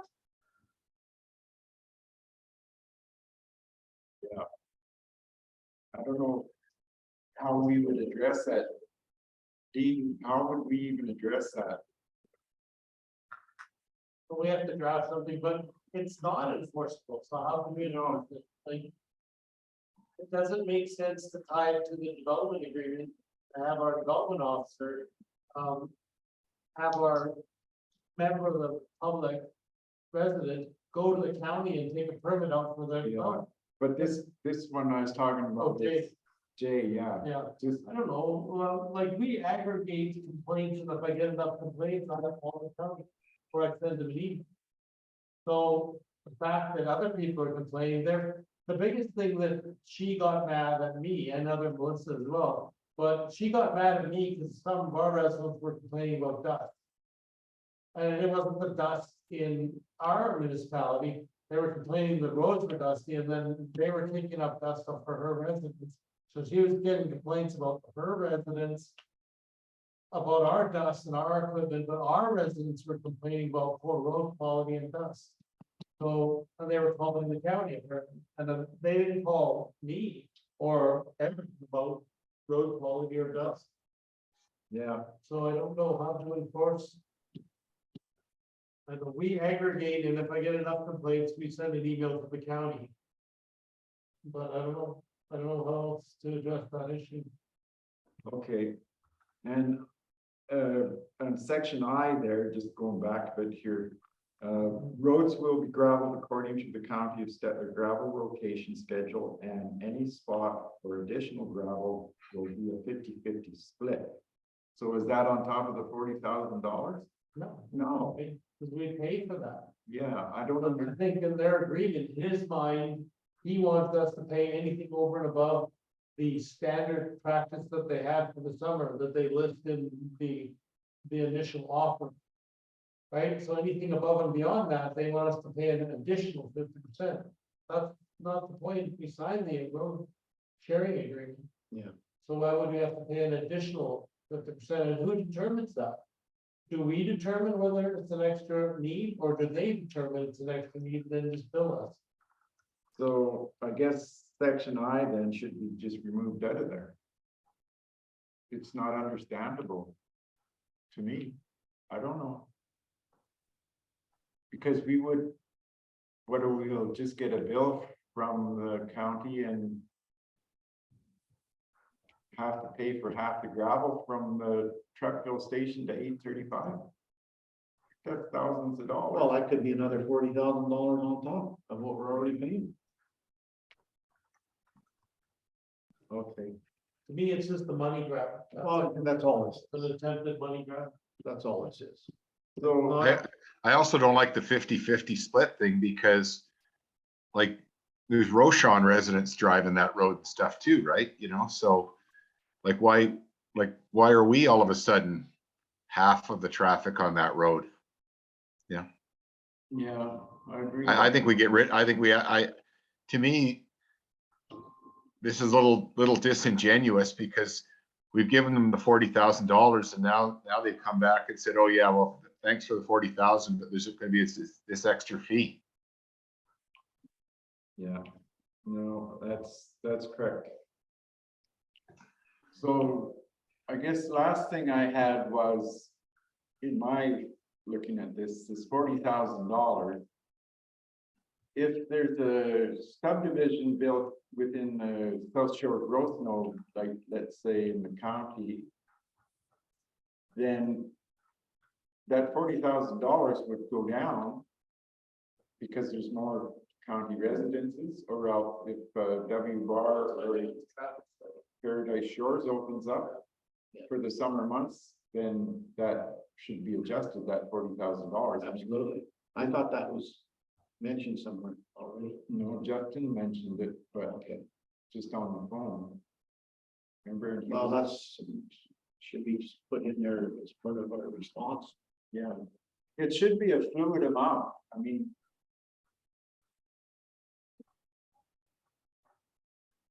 It can't just. This is a tough one because one, you don't want to renegotiate this every year. Like, we don't want to have to play the No. negotiating game every year. But that being said, if Paradise Shores opens up, then all of a sudden there's going to, you know, they're going to be probably using the road more than us, because there'll be an awful lot in the summer. There'll be an awful lot of septic trucks having to go back and forth. And I think it all comes down to paying your fair share of what's going on here, so. Yeah, When you really look at it, the $40,000 is $100 per lot on people's taxes, right? And so if you look at how many properties are in the county and Ocean Sands, you know, the same old thing. It's, so they don't pave road, that's their issue. Yeah, but they haul their sewer over here. And they also go to the landfill over here. And some of them go through here to go groceries. And if someone has a cabin at Ocean Sands or Denali, or lives in Denali, they come on that. They're from Kamloops, they come to now on the road to go to groceries. I mean, it's not all ours. So, gotta be fair here. Anyway, that's all I got. You got anything else, man, No, other than no lunch? I think at this point we have to leave clause A, and if Paradise Shores comes up, then I think then we go back to them and Yeah, I'm not saying leave it or change it. All I'm saying is, shall be reviewed at a development of a new subdivision. yeah, that's true. Yeah. If it's substantial, I mean, if it's just a 5-lot subdivision somewhere, who cares? But if there's a major like Paradise Shores, there's 300 units in there. so I would think that the county's intention with not having that in there, Lauren, is that they're defining the valuation of what's developed in White Sands at $40,000 worth of use of that road. And that should Paradise Shores or whatever development take place, that additional maintenance for that road would be coming from county taxpayers. So over and above the 40 that we're already contributing. That's how I read it. But certainly not closed off to a conversation to say that it could be negotiated again upon that major development, for sure. Yeah. Because then you have to, there's a significant haul crossing a Summer Village Road too at that point. Right? Yeah. If they're hauling all of the septic from Paradise Shores to say Red Willow when it's open again, they're coming right through the White Sands Municipal Road. So then there's a further conversation there as well. Yeah. So I guess it can just stay the way it is. Yeah, and I think you're right in the thinking of adding in that should a significant development application that can be rediscussed at that time or recalculated at that time.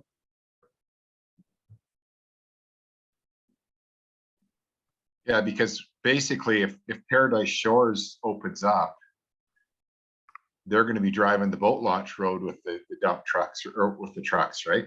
Mhm. And so we might have to put a road ban on for them.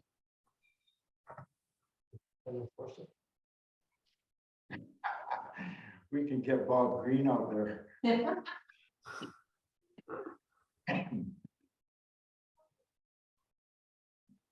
So do we write them a letter saying that we don't like these clauses? Yes, we have to write a response, because if they actually have not removed the road ban waiting for response, then, because that's what it seems like according to the website. But one of my discussion with Justin is that the road ban was being removed, and that's what Ed told me as well. So I don't know. Yeah, I'd hate for like misinformation. I don't know. Maybe it's just premature. We sent them the check. Yeah, I know. I think it's worth an inquiry. I mean, I'm not sure where your regular haulers are getting their information. Are they going on to the website to see if the road is still banned? How are they being informed? So, for example, if you have a septic truck coming out right now, do they know that there's a ban or not right now? And so are your ratepayers being charged accordingly? If the ban has been lifted, then how is that information getting out? That's my question, I guess. Talked to Darren yesterday and he said that he's usually notified, but also he relies on the website too. Right, and so right now the website says it's still permanently banned at 75%. Yeah. Okay, Is this a motion? Is it a motion, anyone? it's going to have to be, yeah. So motion by the administrator write a letter to the county of Delaware to negotiate the following clauses in the road sharing lease agreement. To remove clause F since it's not enforceable. Clause J, Somerville will coordinate the complaint and will pass them on to the county settler. To remove clause I, since there's no clear direction as who will be responsible for the maintenance. Yeah, okay, proper. And clause A to be added to, clause A to be added to. Clause A to add to be reviewed when a significant development application is created. I'll refer that. Yeah, for subdivision. Yeah. You okay with that? And maybe if we can get a copy before it goes. Yes, you know, definitely, you will sign it. We'll draft it, send it to you, and then Let's put your name on it. Well, I may as well. Not bad. Okay. And then we have a eight number then. let's, you guys have something you want to go down. Okay, Okay, Leanne, thanks for thanks. coming on. Thank you. Thank you. The last thing here, we got a letter from Iowa constituency about the EMS participation. We actually did a pretty good job, like, since Yeah, they were really pleased, so. It's a 2-year contract. I don't know. They gotta start negotiating in the new year. Already.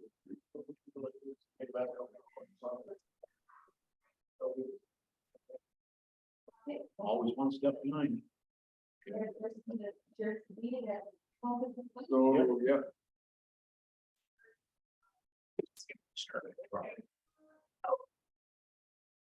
Okay, Bob, we'll see you later. Okay, one quick question.